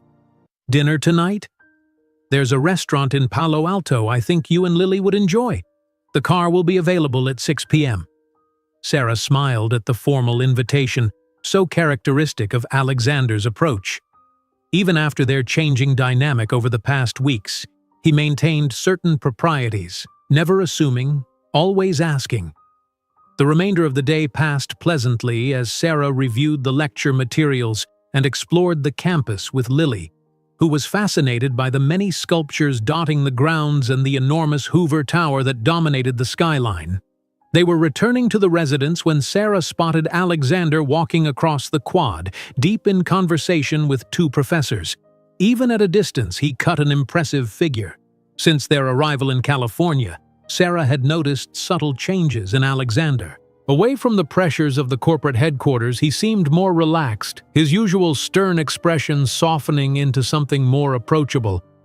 He had even laughed openly yesterday when Lily had demonstrated her cartwheel technique on the lawn of the residence, a rich, genuine sound that Sarah had rarely heard from him. "Mr. Richardson," Lily called out, waving enthusiastically. Alexander looked up, smiled, and excused himself from his colleagues to join them. "Hello, Lily. Sarah. Enjoying the campus?" "It's beautiful," Sarah replied. "How was the lecture?" "Surprisingly invigorating," Alexander admitted. "There's something refreshing about engaging with young minds not yet cynical about the business world." He turned to Lily. "And what have you discovered today, young lady?" Lily launched into an excited account of their explorations, including the really old tree they had found, an ancient oak that predated the university itself, and the awesome robot in the engineering building, a demonstration model that had captivated her for nearly an hour. Alexander listened with genuine interest, asking questions that delighted Lily with their seriousness. Sarah watched their interaction, struck again by how differently Alexander behaved with her daughter compared to how he treated most adults. There was a patience, an attentiveness that revealed a side of him few people likely ever witnessed. "Did you get my note about dinner?" Alexander asked Sarah as they walked together toward the residence. "Yes, thank you. 6 o'clock works perfectly." "Excellent. The restaurant is casual, so no need for formal attire." This was another change Sarah had observed in California. Alexander seemed less concerned with maintaining the rigid formality that characterized their office interactions. His own wardrobe had shifted to khakis and button-down shirts without ties, making him appear more like a professor than a CEO. That evening, the restaurant proved to be a charming establishment with an outdoor patio surrounded by twinkling lights. The staff clearly recognized Alexander, suggesting he had dined there during previous visits to Stanford. They were seated at a corner table with a view of a small fountain, and the waiter brought a booster seat for Lily without being asked. "I thought you might appreciate something less formal than La Riviera," Alexander explained as they settled in. "This place serves the best seafood pasta on the West Coast." "It's lovely," Sarah agreed, touched by his consideration in choosing a restaurant that would be comfortable for Lily. Throughout dinner, the conversation flowed easily between discussions of the day's lecture, Lily's campus discoveries, and Alexander's previous visits to Stanford. Sarah found herself relaxing completely for the first time since they'd arrived, the professional concerns that had preoccupied her gradually receding. After the main course, Alexander suggested Lily might enjoy visiting the restaurant's small koi pond, visible from their table but far enough away to give the adults a moment of privacy. Once Lily was happily occupied counting fish, Alexander turned to Sarah with an unexpected intensity. "I've been meaning to talk to you about something," he began. "Something that's been on my mind since before we left for California." Sarah felt a flutter of anticipation, unsure whether to expect a professional discussion or something more personal. "Yes?" Alexander seemed to choose his words carefully. "These past weeks have been transformative for me. Having you as my assistant has improved not just my efficiency but my perspective on many aspects of business and life." He paused, his gaze direct. "I find myself valuing your insight, your honesty, and your companionship in ways I hadn't anticipated when I offered you the position." Sarah's pulse quickened. "I've valued working with you as well," she replied cautiously. "It's more than that, Sarah." Alexander's voice softened. "I believe what's developing between us extends beyond a professional relationship. At least, it does for me." The directness of his statement left no room for misinterpretation. Alexander Richardson, legendary for his strategic precision in business, was being equally precise about his personal feelings. "Alexander, Sarah began, then faltered, uncertain how to respond to this explicit acknowledgement of what had been building between them. "You don't need to say anything now," he assured her. "I simply wanted to be clear about my feelings. At my age, after the health challenges I've faced recently, I've come to value directness over protocol." Sarah gathered her thoughts. "I won't deny that I've felt something changing between us," she admitted. "But there are complications. I'm your employee. There's a significant power imbalance in our relationship. And most importantly, I have Lily to consider in any decision I make." Alexander nodded. "All valid concerns. The professional aspect is perhaps the easiest to address. Richardson Enterprises has specific policies regarding relationships between employees at different levels. The solution would be a change in reporting structure. You could transition to working directly with James or another executive." "You've thought this through," Sarah observed, both impressed and a little unsettled by his methodical approach to what most would consider a purely emotional matter. "I consider all angles of important decisions," Alexander replied with a small smile. "It's a habit of 30 years in business." His expression grew more serious. "The question of Lily is far more significant. I would never want to disrupt the stability of her life or ask you to make choices that weren't in her best interest." Sarah glanced over at her daughter, who was now chatting animatedly with an elderly couple also admiring the koi pond. "She seems to like you," she said softly. "I'm quite fond of her as well," Alexander admitted. "She has your intelligence and something entirely her own, a curiosity about the world that's quite remarkable." The genuine affection in his voice touched Sarah deeply. Most men she had encountered since becoming a single mother had viewed Lily as an inconvenient complication. Alexander, by contrast, seemed to consider her daughter an integral part of any potential relationship. "I don't expect an answer tonight," Alexander continued, "or even during this trip. I simply wanted to be honest about my feelings and intentions." He reached across the table, briefly covering her hand with his. "Whatever you decide, it won't affect your position at Richardson Enterprises or any opportunities there. That's a promise." Before Sarah could respond, Lily returned to the table, excited to report that she had counted 27 fish and that a nice lady had explained how koi can live for over 100 years. The moment for further personal discussion had passed, but Sarah felt the weight of Alexander's words hovering between them as the evening continued. Later, after they had returned to the residence and Lily had gone to bed, Sarah stood on the porch, looking up at the California stars. Alexander's declaration had not been entirely unexpected, but its timing and directness had caught her off guard. She had come to Stanford prepared for professional challenges, not emotional ones. Yet as she considered his words, Sarah realized her own feelings had evolved far beyond what she had been willing to acknowledge. The admiration and respect she held for Alexander as an employer had gradually transformed into something deeper, a connection that had surprised her with its intensity. The question now was whether she was brave enough to explore that connection, to risk her carefully reconstructed life on a relationship that crossed so many boundaries, professional, social, and personal. As a warm California breeze rustled through the garden, Sarah found herself contemplating possibilities that, just months ago, would have seemed utterly impossible.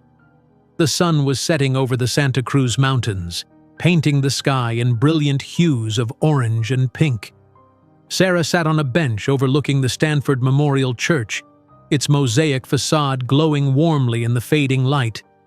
Their time in California was drawing to a close. Tomorrow would be Alexander's final lecture, and the day after, they would return home. The past 2 weeks had unfolded in ways Sarah could never have predicted. After Alexander's heartfelt declaration at the restaurant, a subtle but significant shift had occurred in their interactions. There was an openness between them now, a tacit acknowledgement of feelings that went beyond professional boundaries. Yet, with mutual unspoken agreement, they had maintained a respectful distance, both physically and emotionally, as Sarah considered what his words meant for her future and Lily's. Alexander had been true to his promise not to pressure her for a response. Instead, he had focused on making their Stanford experience memorable for both Sarah and Lily. On days when he wasn't lecturing, he had arranged excursions to the Monterey Bay Aquarium, a tour of Silicon Valley's innovation hubs, and a day trip to San Francisco that had left Lily breathless with excitement. Throughout these outings, Sarah had observed Alexander with new awareness. She noticed how he instinctively took Lily's hand when crossing busy streets, how he patiently answered her endless questions about everything they encountered, and how his usually stern expression softened whenever the little girl made one of her precocious observations. He treated Lily not as a child to be tolerated, but as a young person worthy of respect and attention. More surprisingly, Sarah had glimpsed aspects of Alexander that his corporate persona kept carefully hidden, a dry sense of humor that emerged during their drive along the Pacific Coast Highway, a childlike wonder at the massive redwood trees they visited in a nearby state park, and a gentleness that appeared whenever he thought no one was watching. "Mind if I join you?" Alexander's voice pulled Sarah from her reverie. He stood a few feet away, silhouetted against the sunset, a paper bag in one hand. "Please," Sarah replied, sliding over to make room on the bench. Alexander sat beside her, leaving a respectful distance between them. "I brought something." He opened the bag to reveal 2 cups of ice cream. "Apparently this creamery is a Stanford institution. The professor who introduced my lecture today insisted I couldn't leave campus without trying it." Sarah accepted the cup with a smile. "Where's Lily?" "Enjoying her own ice cream with Sophie. They're drawing chalk pictures on the walkway near the residence. Alexander had arranged for the professor's assistant to spend time with Lily occasionally, giving Sarah breaks that she hadn't realized she needed. Sophie mentioned she's studying elementary education. She seems quite taken with our young artist. Our young artist? The casual possessive caught Sarah's attention. It suggested a shared responsibility, a connection beyond the temporary arrangement of this trip. They ate their ice cream in comfortable silence for a few minutes, watching the last light fade from the sky. Finally, Alexander spoke again. "I've been offered a position on Stanford's Business School Advisory Board," he said. "It would require quarterly visits to campus for meetings and occasional guest lectures." "Congratulations," Sarah replied sincerely. "That's a prestigious appointment." Alexander nodded. "I'm inclined to accept, though it would mean restructuring some of my responsibilities at Richardson Enterprises." He glanced at her. "It would also mean regular trips to California." The implication hung in the air between them.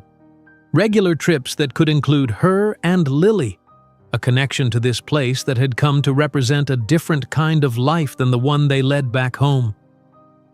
"What are you thinking?" Alexander asked quietly.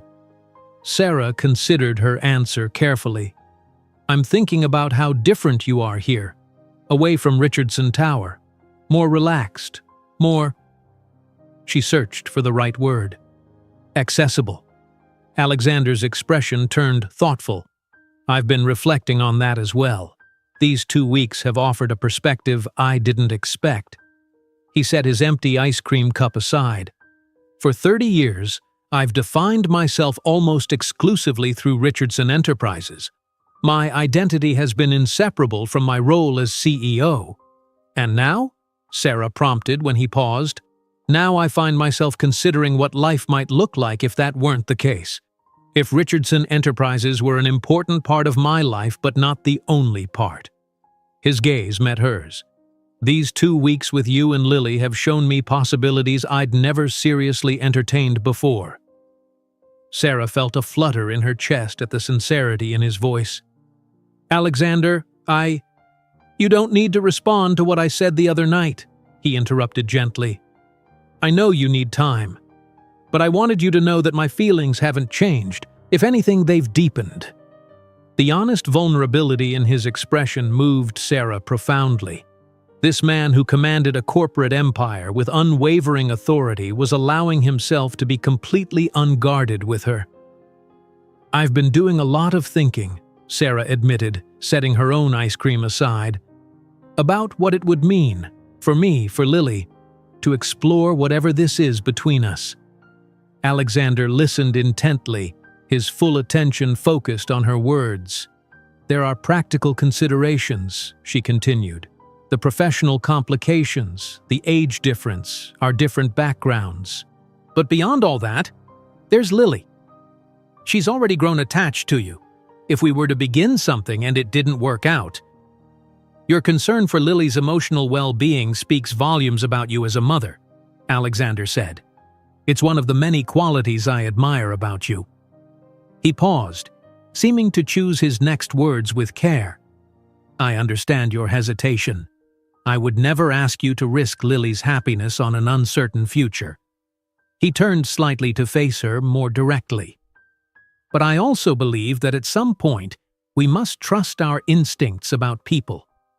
I've built a career on my ability to assess character, to recognize integrity when I see it. And from that first day in the hospital corridor, something in me recognized something in you." The simple truth of his statement resonated with Sarah. She too had felt that recognition, that sense of connection that had transcended their vastly different circumstances. "I felt it too," she admitted quietly. Alexander's expression softened. "Then perhaps we should honor that recognition by giving ourselves permission to explore where it might lead.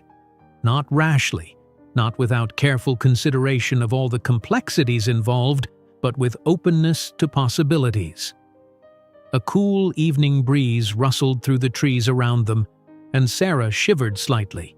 Without comment, Alexander removed his light jacket and placed it around her shoulders.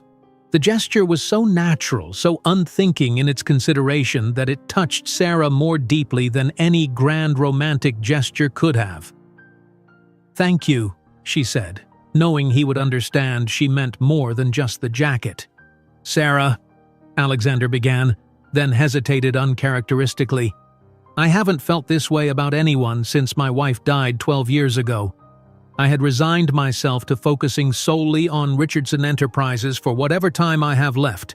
But meeting you and Lily has changed that calculus entirely." The mention of his late wife surprised Sarah. Alexander rarely spoke of his personal history. "You haven't mentioned her before," she observed gently. "Ellen was an extraordinary woman," Alexander said, his gaze distant with memory.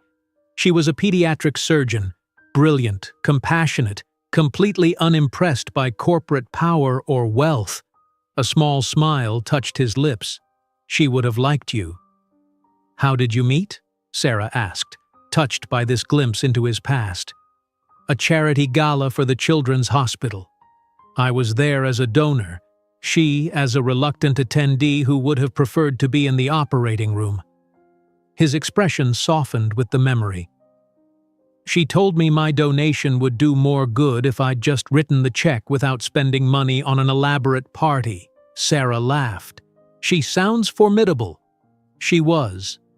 Alexander's voice held affection without the sharp edge of unresolved grief. "After she died, I threw myself into work. James was already grown, finishing business school. There seemed no reason to focus on anything but expanding Richardson Enterprises." He turned to Sarah, his expression earnest. "I tell you this because I want you to understand. I know what it means to build a life with someone, to share dreams and challenges, and I know what it means to lose that connection. I don't enter into such possibilities lightly." The depth of feeling in his voice moved Sarah deeply. "Nor do I," she replied softly. "Everything in my life revolves around giving Lily stability, security, opportunities I never had growing up. Any decision I make affects her future." "As it should," Alexander agreed, "which is why I want to propose something for when we return home." Sarah looked at him questioningly. "Let's take things slowly," he suggested. "No dramatic changes, no announcements, no disruptions to the routines we've established. You'll continue in your role as my assistant while we work with HR to transition those responsibilities appropriately. We'll spend time together outside the office, dinners, weekends, activities that include Lily, and see how it feels to explore this connection in our real lives, not just in the bubble of Stanford." The thoughtfulness of his proposal touched Sarah. There was no pressure, no demand, just a practical approach to nurturing what had begun between them while respecting the complexities involved. "That sounds wise," she acknowledged. Alexander smiled. "I've been called many things in business, but wise isn't usually among them. Shrewd, certainly. Calculating, often. But wisdom implies a breadth of understanding beyond profit margins and market share." "You're selling yourself short," Sarah observed. "The Alexander Richardson I've come to know these past weeks is capable of great wisdom, particularly when it comes to understanding what truly matters." Something in Alexander's expression shifted, a softening, a vulnerability that transformed his features. Without words, he reached for her hand, his touch gentle but certain. Sarah allowed her fingers to intertwine with his, the simple connection conveying more than elaborate declarations could have. They sat together as darkness fell completely, the campus lights creating pools of golden illumination around them. Neither felt the need to fill the silence with words. The understanding between them had moved beyond verbal expression into something more fundamental, a recognition of two lives that had collided by chance but now seemed inevitably intertwined. Finally, Alexander glanced at his watch. "We should get back. Lily will be wondering where you are." "Where we are," Sarah corrected gently. and was rewarded with a smile that transformed Alexander's usually stern features. As they walked back toward the residence, maintaining a respectable distance but with a new awareness humming between them, Sarah felt a sense of possibility that had been absent from her life for years. Whatever challenges lay ahead, and she had no illusions that there would be many, the connection she had found with Alexander Richardson was worth exploring, worth the risk of opening her carefully guarded heart once more. Autumn leaves drifted lazily past the windows of Alexander's penthouse as Sarah stood in the spacious living room, watching Lily arrange her art supplies on the coffee table. 6 months had passed since their return from Stanford, and just as Alexander had proposed, they had taken things slowly, allowing their relationship to develop at a pace that felt comfortable for all three of them. The transition at Richardson Enterprises had been handled with Alexander's characteristic efficiency. Sarah now served as Special Projects Director, reporting to James rather than Alexander directly. The position had been created specifically for her, leveraging her unique ability to connect with community stakeholders, a skill that had proven invaluable as the South Side development progressed. Their professional separation had cleared the way for their personal relationship to flourish without complications. They had started with simple dinners, museum visits with Lily, weekend outings to parks and cultural events. Gradually, these occasions had evolved into a comfortable routine that felt increasingly like a family life Sarah had never expected to find. Today marked a milestone of sorts. The first time Lily would spend the entire day at Alexander's penthouse while Sarah attended a community meeting for the South Side Project. Although Alexander had visited their apartment countless times, this reversal represented a new level of trust and integration in their evolving relationship. "Are you sure you'll be all right?" Sarah asked, watching Alexander arrange the kitchen for the cookie-baking project he and Lily had planned. Alexander looked up with a smile that transformed his once stern features. These smiles came more frequently now, evidence of the changes 6 months had wrought. "We'll be fine. I've studied the recipe thoroughly and Lily has assured me she's an experienced assistant baker." "The best assistant baker," Lily corrected from her position at the coffee table where she was creating an elaborate drawing of what appeared to be a family of giraffes. Alexander's smile deepened. "My apologies. The best assistant baker." Sarah watched them with a fullness in her heart that sometimes still caught her by surprise. The unlikely bond between this powerful businessman and her artistic daughter had developed naturally, built on mutual respect rather than forced affection. Alexander never talked down to Lily, never dismissed her interests as childish, and in return Lily had blossomed in his presence, her natural curiosity encouraged by his patient explanations and genuine interest. "The car is waiting downstairs," Alexander reminded Sarah gently. "Maria Diaz doesn't appreciate tardiness, even from project directors." Sarah nodded, gathering her portfolio. The South Side development was progressing well, with construction scheduled to begin next month. The community garden remained intact, now enhanced by additional funding Alexander had personally provided, and the affordable housing component had been expanded beyond the original plans. What had begun as a contentious battle had transformed into a collaborative effort that promised to benefit both the neighborhood and Richardson Enterprises. "I'll be back by 4, Sarah said, bending to kiss Lily's cheek. "Be good for Alexander." "I will," Lily promised, already focused on her drawing. As Sarah moved toward the door, Alexander followed, catching her hand before she could leave. "We'll be fine," he repeated softly, drawing her close for a brief kiss. "Go change the world, one community meeting at a time." The easy affection between them still felt like a small miracle sometimes.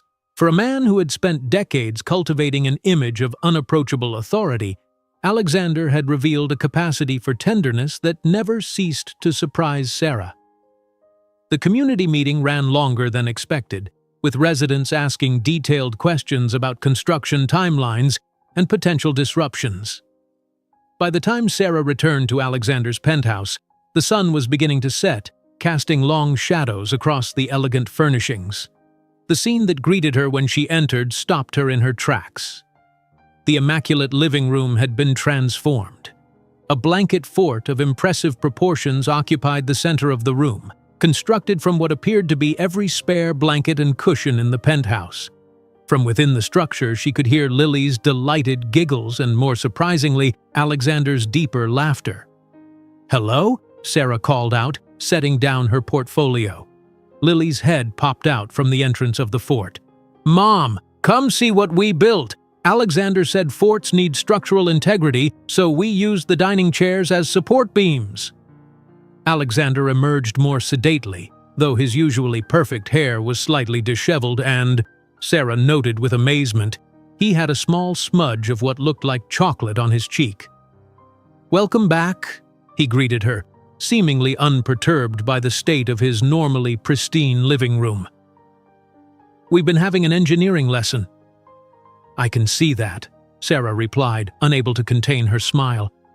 "And the cookies?" "Delicious," Lily declared. "We saved you some.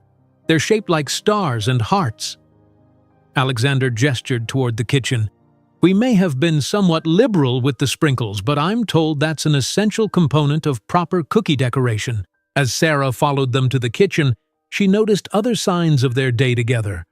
Art supplies neatly arranged on Alexander's desk, a stack of books they had apparently read together, and a complex Lego structure that definitely hadn't been there when she left. The cookies were indeed liberally decorated with multicolored sprinkles, creating a dazzling display. Alexander served them on his fine china plates, a juxtaposition that perfectly symbolized the merging of their worlds, the playful chaos of childhood alongside the refined elegance of his previous solitary existence. Later, after Lily had fallen asleep in the guest room that was increasingly becoming her room, Sarah and Alexander settled on the balcony with glasses of wine. The city lights spread below them like a carpet of stars, the autumn air crisp but not uncomfortable. "Thank you for today," Sarah said, leaning slightly against Alexander's shoulder. "I've never seen Lily so excited about building a fort." Alexander chuckled. "I must admit, it's been decades since I've constructed one myself. James and I used to build them in his bedroom when he was about Lily's age." A hint of wistfulness crossed his features. Ellen would pretend to be outraged by the mess, but she always ended up joining us inside with cookies and stories. The mention of his late wife came more easily now. Over the months, Alexander had shared more stories of his earlier life, his humble beginnings, his marriage, the challenges of raising James while building his company. These glimpses into his past had helped Sarah understand the complex man behind the corporate facade. "I have something to discuss with you," Alexander said after a comfortable silence. "A proposition of sorts." Sarah turned to face him, curious about his suddenly more formal tone. "What kind of proposition?" Alexander set down his wine glass and reached for her hand. "The Stanford Business School has extended their offer. They want me to chair the advisory board, which would mean more regular trips to California." "That's wonderful," Sarah replied sincerely. "You enjoyed the lectures more than you expected to." "I did," Alexander agreed. "There's something invigorating about sharing experiences with the next generation of business leaders. But that's not the only reason I'm considering accepting." Sarah waited, sensing there was more to his announcement. "I've been thinking about making some significant changes," Alexander continued. "James is more than ready to take on greater responsibility at Richardson Enterprises. My doctors continue to encourage me to reduce my stress levels, and the Stanford position would provide intellectual challenge without the constant pressure of day-to-day corporate management." "You're thinking of stepping back from Richardson Enterprises?" Sarah asked, surprised. Alexander's identity had been so thoroughly intertwined with his company that such a step represented a profound shift.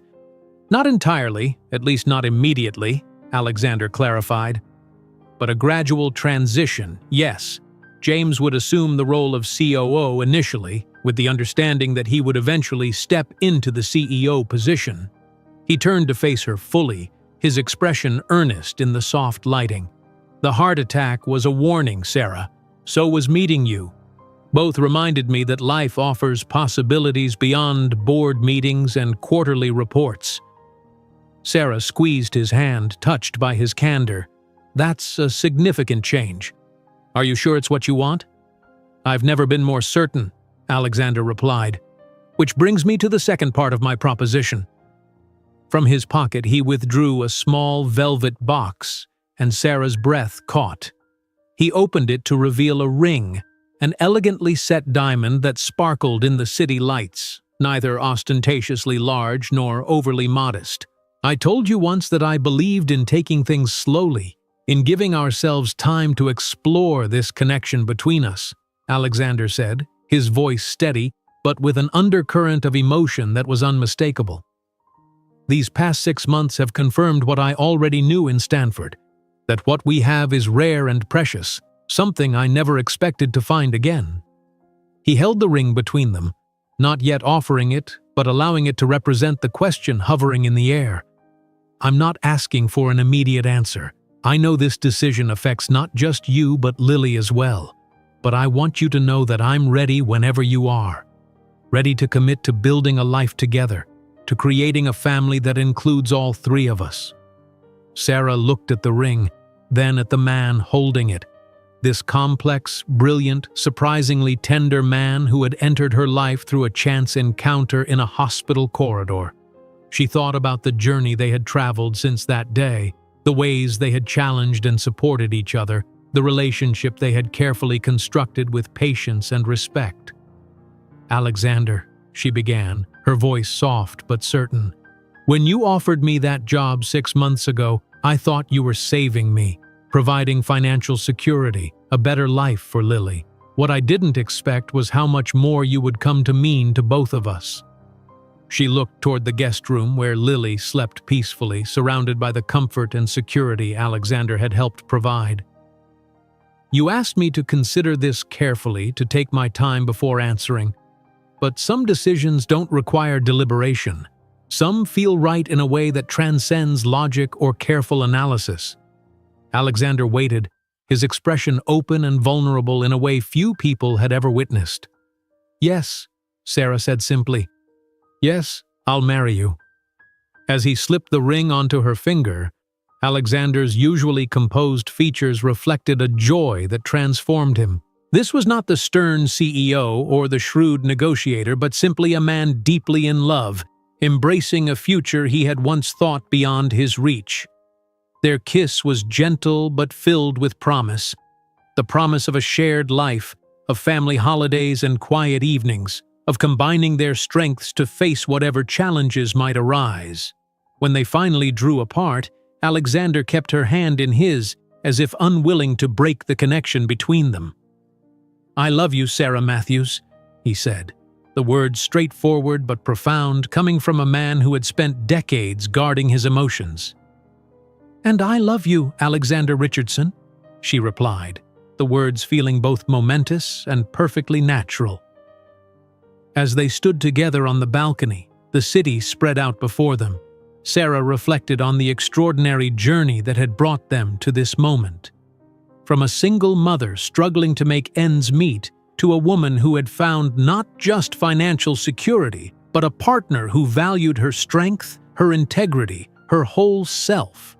What had begun as a simple act of kindness, offering to push a stranger's wheelchair, had led to a transformation neither of them could have imagined. Their story wasn't a fairy tale of instant romance or magical solutions, but something stronger and more enduring, a connection built on mutual respect that had gradually, naturally blossomed into love. Tomorrow would bring the joyful task of sharing their news with Lily, whose delight Sarah could already anticipate. There would be plans to make, logistics to consider, 2 separate lives to merge into one shared future. But for now, in this perfect moment, Sarah simply leaned against Alexander's shoulder, her hand in his, the ring on her finger catching the city lights like a promise made visible. If you enjoyed today's video, I'm sure you'll love the next one. Don't waste time. Just click on the screen.